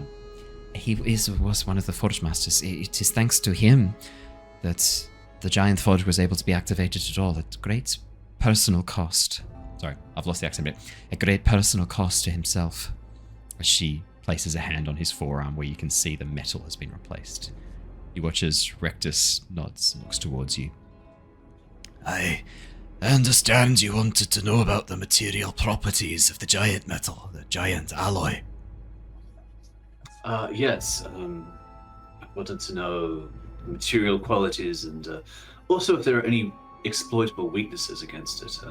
I assume that there probably isn't, considering it has been worked by such impressive hands. But if there is a weakness and I come up against it in the future, I would like to know how I could perhaps get an edge. We barely scratched the surface of what that alloy can do.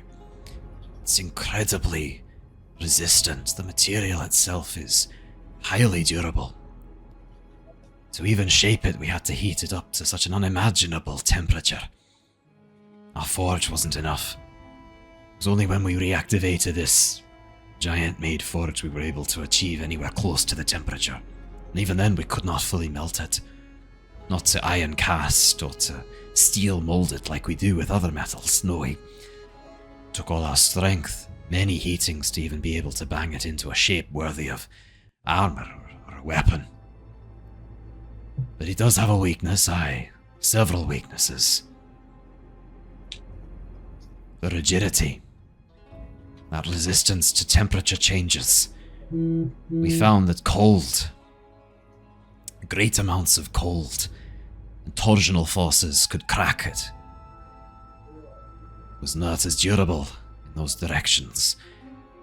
It'll stop an arrow, stop a lot more than that.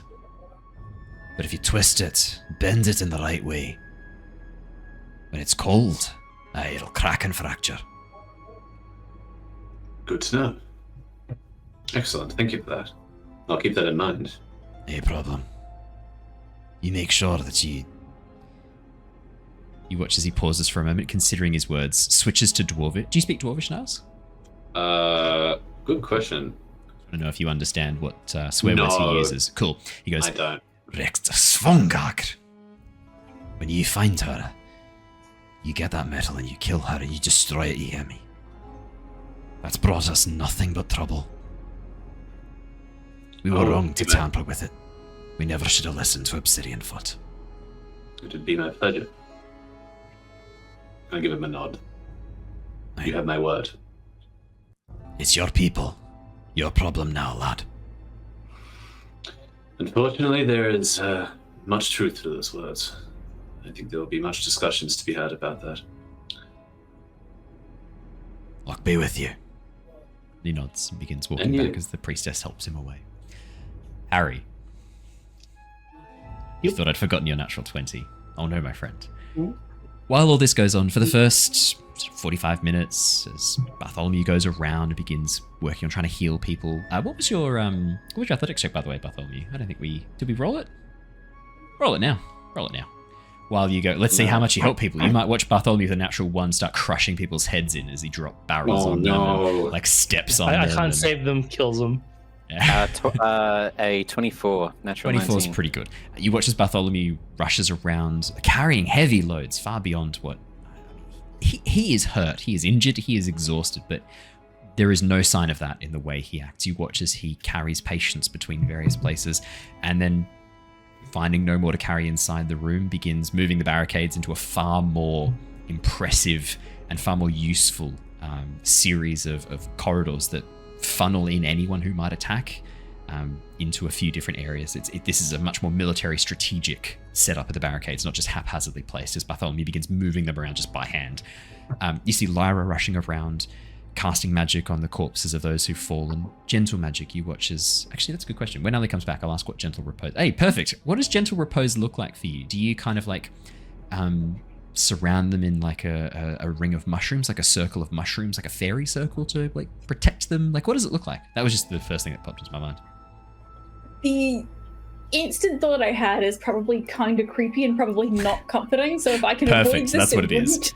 Tell me what it is. What is it? Let's go. It's, just a bunch of like sort of gentle hands, like rather than sort of the same hands that pop out of the ground to control for animate dead, it's sort of more they come out and they're just sort of gently sort of patting them, sort of, just sort of, they're there, it's all So, right. Like, just so I get this right in my head, clothing. for the cinematic approach, you watch as Lyra stands there, pulls some spores out of her bag and sprinkles them around on the dirt, and then you watch as Dead Man's Fingers, this mushroom, grows up that resembles a human hand, these like caps and spores, and then begins patting the corpses that you've sprinkled the spores over. Is that what you're describing? Blood, like, just sort of generally, like, straightening up the clothing. Can I make one minor adjustment so it's slightly less creepy but still works with what you're doing? Rather than like the fruiting body of the mushroom, can the mycelium actually like move underneath and begin like almost feeding off the blood, feeding off the wounds? You know how like a tree when it's rotting, wood fungus actually eats the rotten bit but leaves the living tissue and leaves the healthy tree. Do you almost want to have it be like the mushroom is clearing out the wounds, right? Removing the obvious gore and viscera, the mycelium knitting together some of the open wounds to close them again, making it look a lot less like horrifically mutilated bodies and more like people who've died in their sleep, maybe. It's as the mycelium begins Mortician's closing. mycelium. Yeah. Shall we call it, what would we call it? I'm going to think of a name for that. Mortician's mycelium's pretty good. But yeah, this idea of like the fungus eating the more obviously damaged tissue and then closing up the wounds. It would make sense that myconids would use this actually, because this would be a way to verify and ensure the integrity of their spore servants. So this is almost like the precursor to you turning them into spore servants. You just do the first step with your mushrooms, not then raising them as, yeah, cool, okay. Do you want to go with that? Do you like that? Cool, okay. No, love that. The idea of these like fruiting bodies coming and like patting the corpse, I was like, I don't know a world where anyone would be cool with this as they watch you do this. Like, I thought it might be too creepy, but it is the first thing that came to mind. Yeah. Oh my god. For a Halloween special, fuck yeah.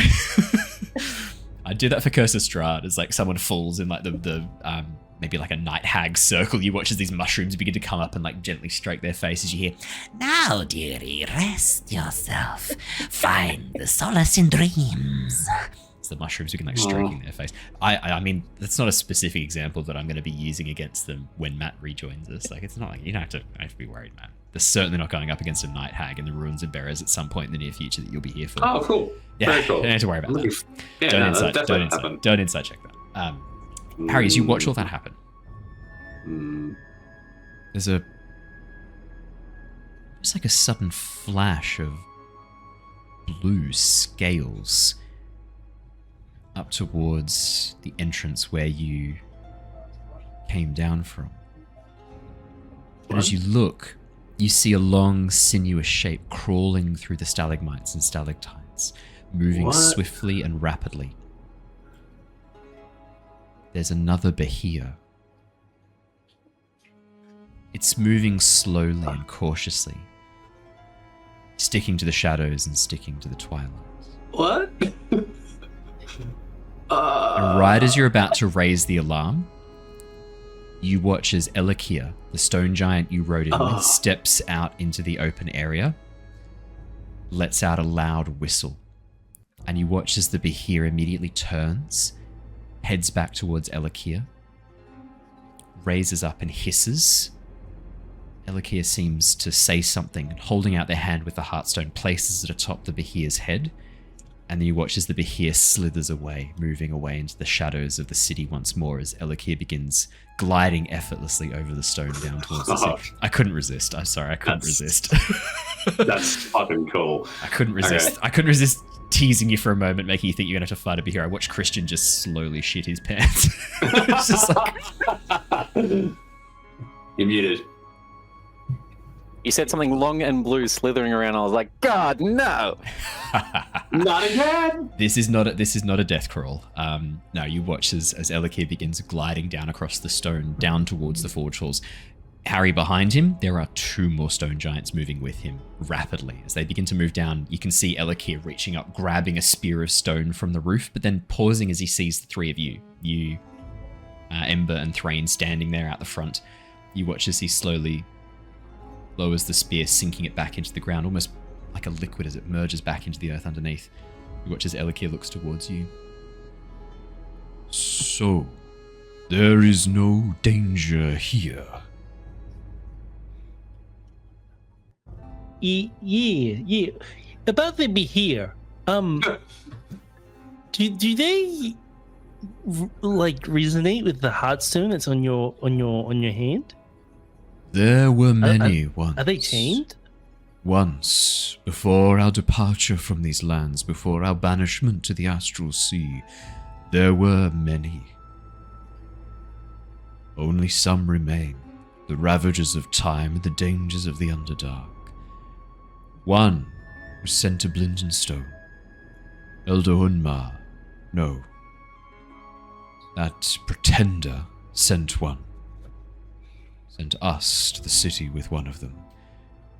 The other two I have patrolling the outer reaches of Tontanur. Guarding. I would not call them tame. Our absence has emboldened them. They are ancient creatures now. But they listen when we call. They recognize the strength of the stone giants, those that still bear the Heartstones. But I should warn you, there are many who do not, those born after our departure from these lands, after our banishment. They will not listen and cannot be controlled. Yeah, okay, well, we didn't take the Heartstone that was in... We took the Heartstone that was in the Brain of the Behir. Yeah, we got it. We sure do. Harry doesn't mention anything. Yeah. Oh, cool. Okay. Yeah, Classic. Good to know. Harry will, first chance he gets, tell the group about everything and ask them what they want to do with the... Before you run off and action. disappear, Harry watches Elikir pauses and glances at you again. You mentioned before you are bonded. The Heartstone you carry once belonged to a friend of mine. Carry Utnir's Heartstone. He's never mentioned you. Do you have resonance? How much can you see? You live their memories. There aren't... The fragments inside the Heartstones are not conscious. I would not expect it to speak to you as if it was a living person. They are just memories, nothing more. Yeah, well, we've heard a few memories of like his quest to unite all the giants, and Yes. when they came down here to visit and see Elder Hunma and try to convince him to join the union above. The other thing, yes. Utnir was a great believer in the cause. He worked with a number of the other giants. He was a traveller, not bound to the world of the waking. He walked the dream as well. We have not seen his like. No. Oh yeah, no, that definitely felt what it feels like. He was a bit of a pioneer. He seemed like a really special stone giant. Yes. He was special. Were you guys like childhood friends, or like, you know, more than friends, or? We actually did not get along in our childhood. I thought of Utnir as privileged, arrogant even. Not until days of our youth had been left behind that I realized who he really was. His quality. But it was too late.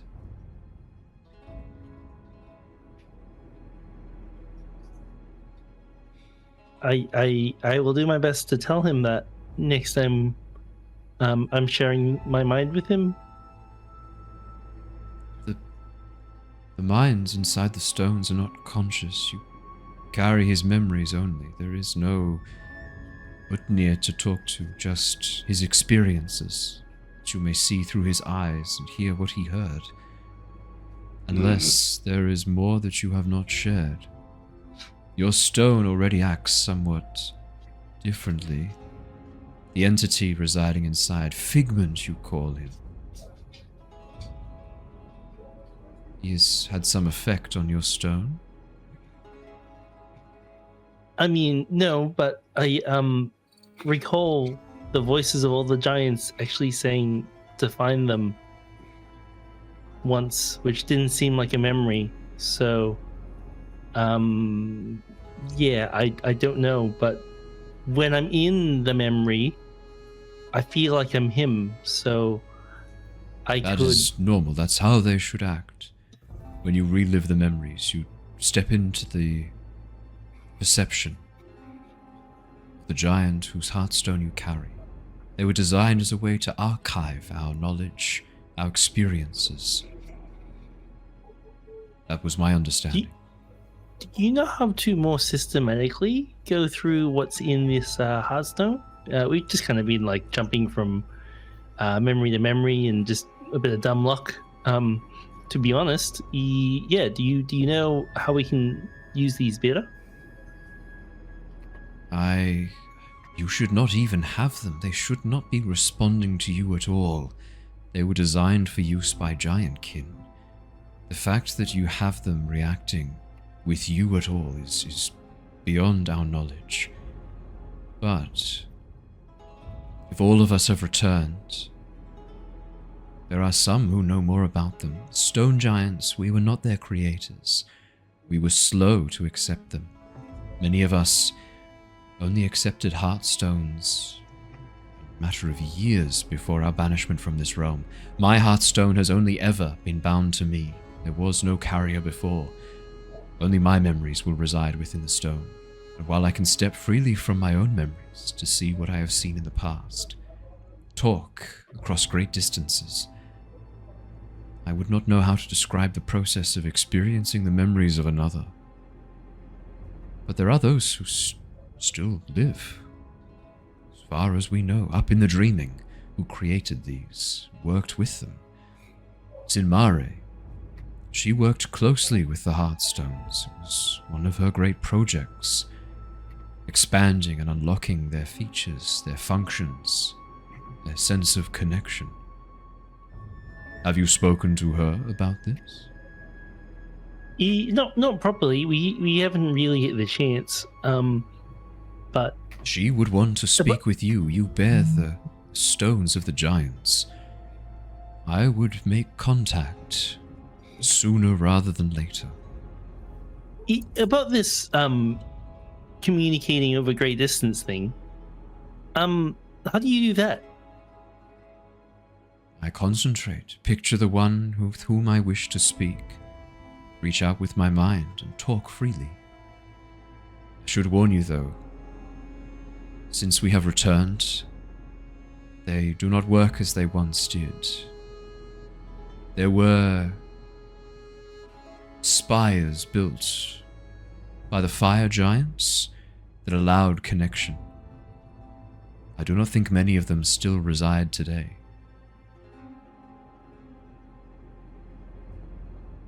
Obelisks, you would call them. Obsidian black and metal. They allowed connection. Well, I'll note that in... Harry, you think you might have seen one of those, mate? Was it an Oxenfurt? A Laspire?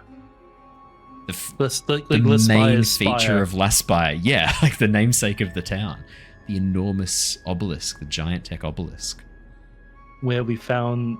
Well, where majority of us found the Heartstones. Yeah. And all the constructs. Okay. Yeah. Yep. And all the constructs that were functional as well. Yeah. Yep. It's next to a giant antenna. It's basically, yeah. It's a Wi-Fi router. Yeah. Yeah.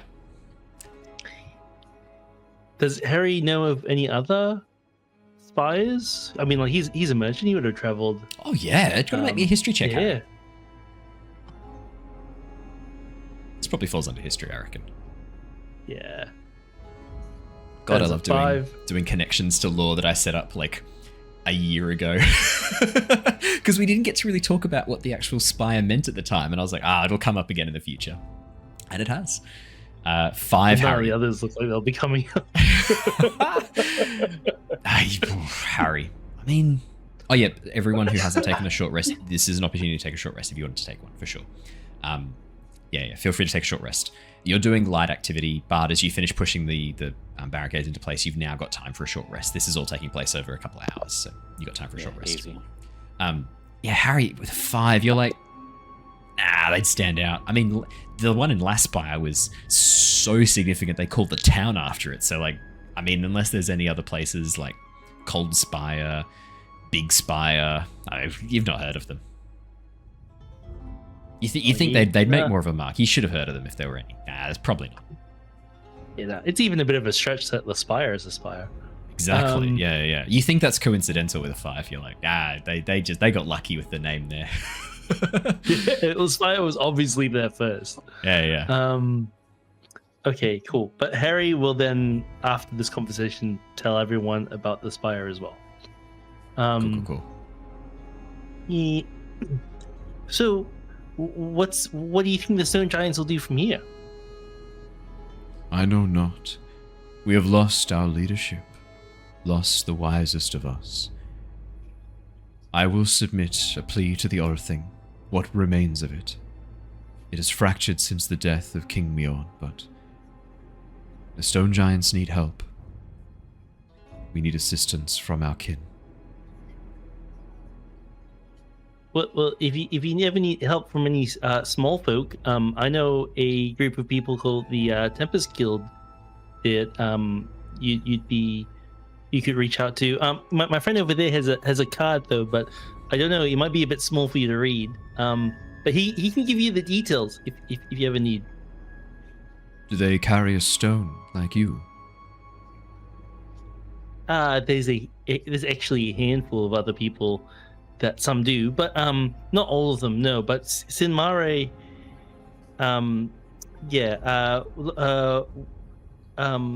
what's his name? Loki. Yeah, we have a mechanism of giant mate named Loki who's associated with the guild, and he might be able to help. Loki. I know that name. Sinmare's Giant Forge, the specialist model. She called him a researcher. He definitely seems a bit like a specialist, you know what I mean? He was custom designed by her. They were very rarely apart. He still exists. He was not with us in the Astral Sea. None of the Giant Forged were. Well, he's associated with the Tempest Guild, and you can be too. All you need to do is reach out if you ever need anything, and I'm sure the Tempest Guild leaders would be more than happy to help out. I mean, they even sent us down here to scout, and then Harry realizes that we were told to not do to help out. Well, sorry, Harry. Just for the audience, what were your instructions? Now that we've just had a chance to revisit them, what were your instructions to come down and do? Harry's instructions were to, I think we were told to not interfere and just scout and come back. Oh, that's right. Yeah, I do remember that. Yeah. You were told explicitly to scout and investigate. That's right. Yeah. Yeah, no, she definitely told us to help out. Yeah, cool. Can you make me a deception check? You've told 2 lies during this conversation. I didn't make you roll for the first one, but I will get one for the second. Please. What was the first lie? You told a lie about... I'm trying to remember exactly what it was. Yeah. Wasn't it about Figment? It was about Figment. He said he has no effect on my Heartstone, and I was like, I'm going to let that slide. Did I say that? You did, No, yeah. I just meant I was referring to the normal operations. Sorry, I didn't mean to. That's but still a lie. 11. He does affect the normal operations of your Heartstone. It's not a lie, because Harry might believe that Figment doesn't affect the normal operations. That's true. I'm happy to reveal outside as the player. Dave, there's no part of There's no part of your heart. Figment like lives in it. Well, if I'm hallucinating the same as everyone else's hallucinations, that must be the normal part. Yeah, but Figment controls them now. Oh shit. 11 on the deception. We had a whole fight in the memory because of that. Oh yeah, felt me. I like how we've now, like, Dave's gaslighting from Avatar has leveled up to where he's gaslit himself into believing that none of this has happened. It's impressive. No, that was totally normal. I mean, totally normal. I mean, that is very in character for Harry/Dave to be like, no, it has no effect on me. No effect. It's like Technically, his entire arm has been replaced.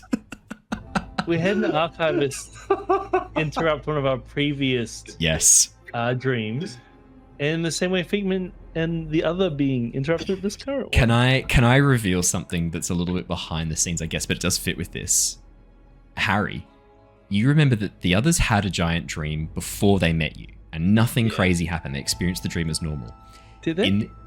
In this moment, Harry, you realize that the shit. I think I was there for the first dream. The shit that's been happening. I think were you there for the first dream? I think. Yeah. Yeah, I joined with fire, which was before they. Okay. So they couldn't have got rocks without. Yeah. Okay. In that case, then Harry, don't worry. I was going to say, like, you suddenly realize in this moment, Harry, that the only time these things have started to go wrong is when you and Figment, you and your Heartstone started interfering with them. But actually, you've been there for all of them. Well, that's true. No, that's true. It's still true. I didn't have Figment at all existing that interacting with me at the start of. But even the first dream we ever had, or the first memory, we still had the archivist be like, "That's not right. Do it again." I think it was the second dream. The first dream went as normal. Was it? I don't think so. I think it was the second one that you guys started to play around with it, because the first one was this. I think it was right. The first one was in the room. Yeah. Right. The signing of the document. The signing of the document. Yeah. And at first we were trying to act ourselves. And we were trying to do things because we were trying to we were acting ourselves. We were trying to act our characters, and then we kept trying to do things that our memory character wouldn't do. And then I think I can't remember what it was. Someone did something that was really out of line, for that situation. And I think thought someone wanted to tell Samare what was happening. It was something like that. And then the archivist. I think that's when the archivist was like, "Time out. That's not right. Play it up again." And that's when we were we started role playing into that character. So funny. I thought that was the second one, because there were two that started in that same room. But you might be right. It might have been the first one. I think it was the first one. Roll the tape. Roll the tape. I need to know. I could be wrong. Because I think there were two that were one after the other. There were two that were sequentially immediately after. There was no time skip between them. And then since then we've done little time skips each time. I think the second one nothing happened, but definitely I feel like it was definitely the first one. Second one, we were standing outside as the gate opened. You guys really you guys got onto that very early on in that case. I didn't even think, because I knew you started to break these things quite quickly. I didn't realize it was immediately. It's pretty funny. I remember that because that was when we were writing the notes down, because the archivist was like, "Go here to find this source and go here to find this source and don't trust anyone because they could be wrong," and all of that. I remember he even said you can't trust Lockie or the Giants anymore. Yeah. Didn't say anything about Figment. Or any. It was Lockie that we told. Oh yeah. It was Lockie. That's where you broke it. Yeah. That's right. Yeah. Oh man, yeah. You guys broke those very, very quickly. I should have seen that coming. Yeah. Harry's deception of 11. I mean, you do believe this a little bit, but you're kind of twisting the truth a bit here. But which is. Well, I mean, the Tempest Guild had us come here, and we saved you. You have our thanks for freeing us from the influence that devil and his puppet, the Duergar. We have followed your wishes. The city is secure. We have found many who are hiding. They are now gathered. We have created a cell to hold them. I came to find you to see if you need assistance. There are many, some who look like you call them deep dwarves, others who look like these smaller ones, like children, the gnomes. and yet others strangers, ones we are not familiar with. We have gathered them all in the city. Tontanur is cleansed. Yeah, no, it sounds good. I think some people here could use assistance. So I think definitely maybe some of them should ride the Behir back up to the city where it's safe. I would not trust the Behir with them. It would be too tempted by hunger. Though the Behir follows some of our directions. Guard this, protect this, but specificity is not its strong suit, and our grip on it is more tenuous than I would like. Far more tenuous. Yeah, okay, fair enough. I think Bart's healing them so they can walk anyway, so don't forget to reach out to the Tempest Guild if you want to reach out to Lockie and just say that Niles sent you, because I don't think he actually knows me. I will reach out to Lockie through the Heartstones, speak with him, find out what he knows, and if this Tempest Guild of yours is able to offer assistance, we will accept the assistance of that dream. Yeah, that's cool. And if you ever get around to it, maybe you could teach us all how to contact Lockie through our Hearthstone, because I think that would be useful for us. Picture him in your mind. Hold him. Not just what he looks like, who he is. Hold that and reach out. Call to him. That is how we use these to communicate.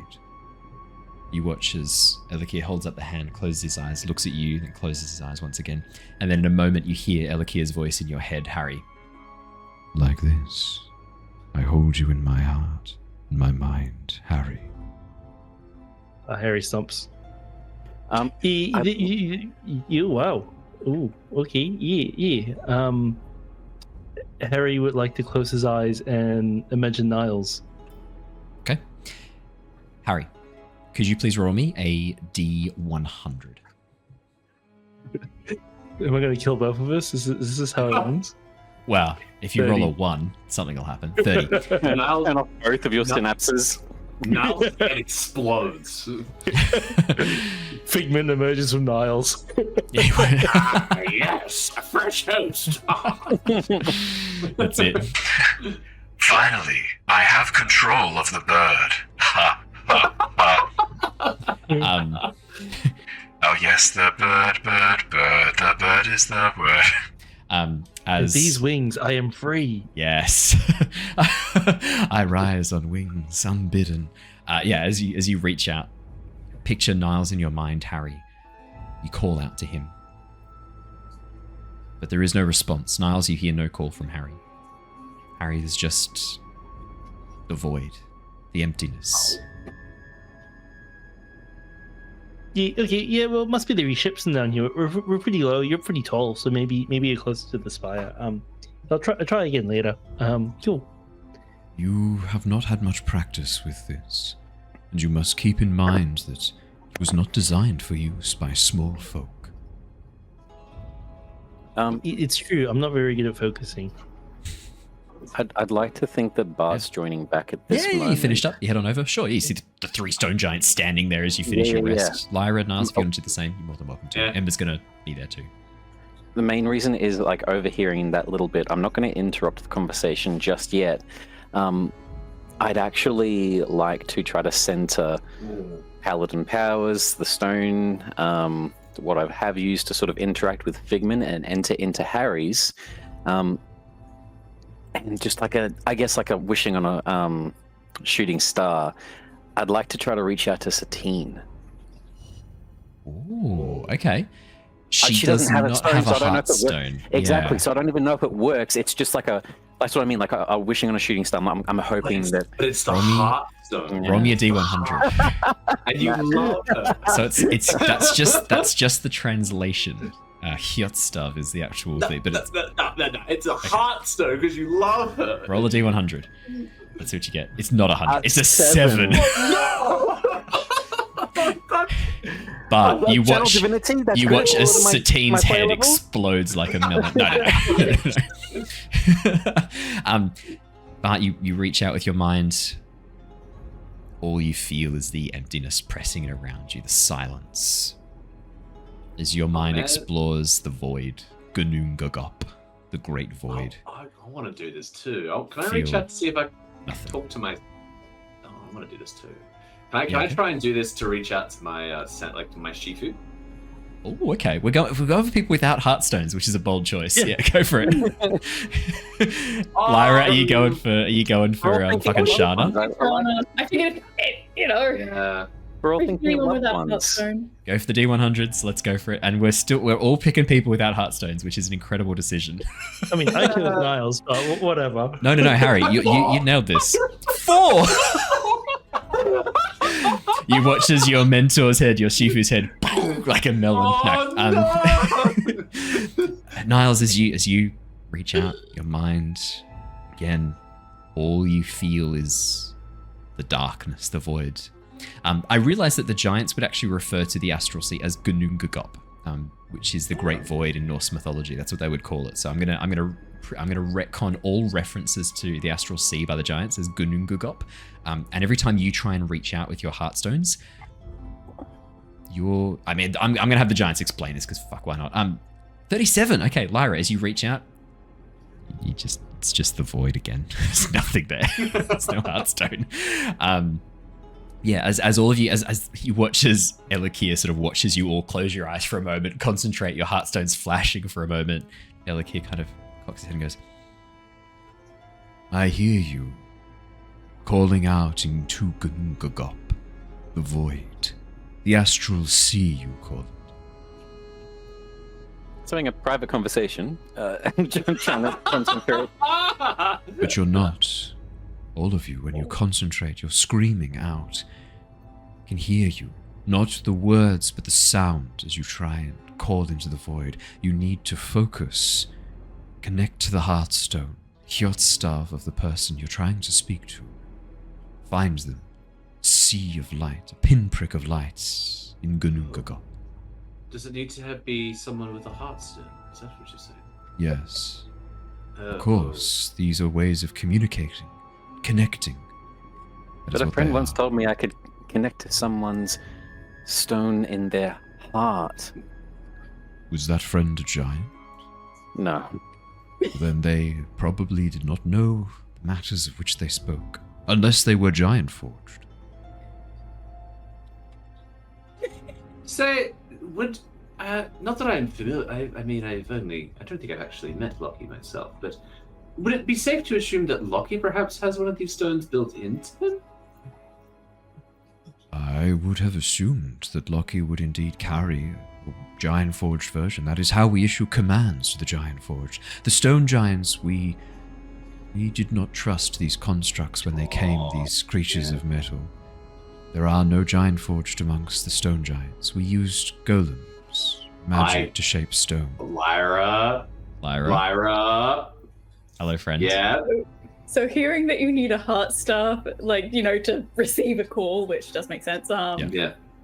I think she's instantly going to sort of stop listening to the rest of the description and just start sort of yelling into the void, just, hey, Lockie, can you hear us? So when you say yelling into the void, this is really important. I need to be very specific with this. Are you following the directions the giant gave, picturing the person you want, or are you just shouting out into the empty following the space? directions, but sort of as soon as Niles started going, Lyra, she's just sort of disregard, sort of see if I can reach friend that is very, very far away. But are you still yelling in the void to get mentally yelling? Mentally yelling. Normal roleplay session turns into face-to-face encounter with Hadar.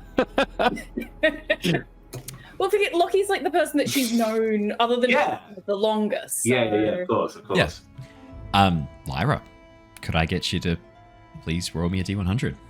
I think this is what we're going to be ending on tonight, depending on how this goes. Please roll well. Natural no one. one's rolled under. Give me the natural 40. one. It's a 3.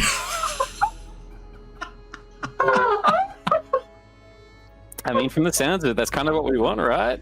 Oh no!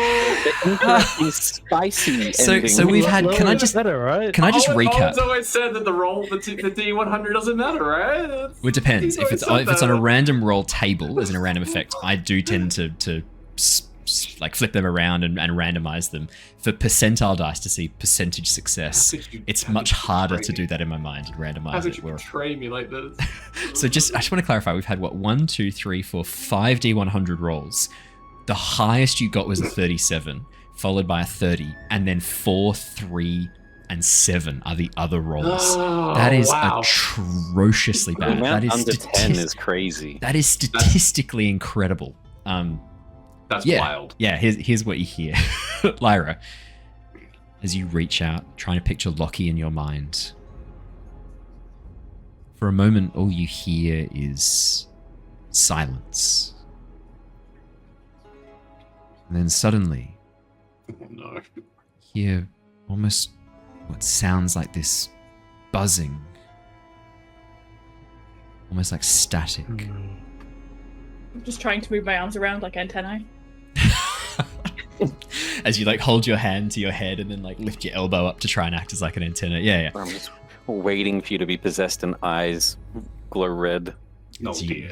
as you close your eyes and focus, buzzing begins to intensify. This sound of almost like static rising in your ears, rising in your mind. And then there's this sudden moment of peace and calm and tranquility that washes over you. You feel your mind for a moment connect. Thousands of minds, alien minds, cold, probing intelligence. And as they focus on you, you suddenly feel this vast consciousness turn towards you, with a voice overlapping. I see you. I knew it. And that is what we're going to finish on tonight. I thought you were going to say found. I found you as well. I thought you were going to say. I was tempted to go, I found you, but I Found see you you. was so much better in this moment. Yeah, that's what we're going to wrap up on tonight. Thank you so much, everybody, for joining us. Nice. That is a good 3. I'm a big fan I just of that wanted 3. to talk to my girlfriend. But you didn't buy her a phone. I just wanted to talk to Niles. Oh my god. What a cliffhanger to end on for the next 2 weeks. Feels like a bit of an arsehole move, but I'm doing it. So thank you so much, everybody, for joining us. We'll see you all in the new year as we jump back in. When I see you in January, I'll have had my birthday ready. So I'm still figuring out whether or not we'll do a Curse of Strahd on the 6th. Probably we will. I think we'll try to. We'll see what's happening. But yeah, we'll see you all in the new year. Thank you so much, everybody, for joining us. Let me load up a raid for our lovely Twitch people. Let's go and raid. Who do we normally raid on a Wednesday? Corsairs Cove. Let's go raid the Corsairs Cove. They're doing some D&D. They're doing a very Candlekeep Christmas. They're doing a Christmas special. Oh, Awesome. that's cute. We had our Curse of Strahd Christmas special, which I feel like we can't really call a Christmas special. It's always horrifying. But this looks like a much more appropriate Christmas special. Let me get the raid up and running. Thank you so much, everybody. We'll see you all in 2025. Feels weird saying that. Stay safe, stay well. Have a wonderful holiday, all of you. Cannot wait to see you all again soon. And yeah, it's going to be a really, really cool year next year. We've got a lot of cool stuff coming. Loads of fun things. And I should say, by special request, we are going to have some episodes of Drunk Science. Raph and I are all geared up to do that. So stay tuned. We'll have that coming in the new year too. Until then, everybody, stay safe, stay well, and see you guys all again soon. Goodbye! See Bye, ya! guys. Gotcha.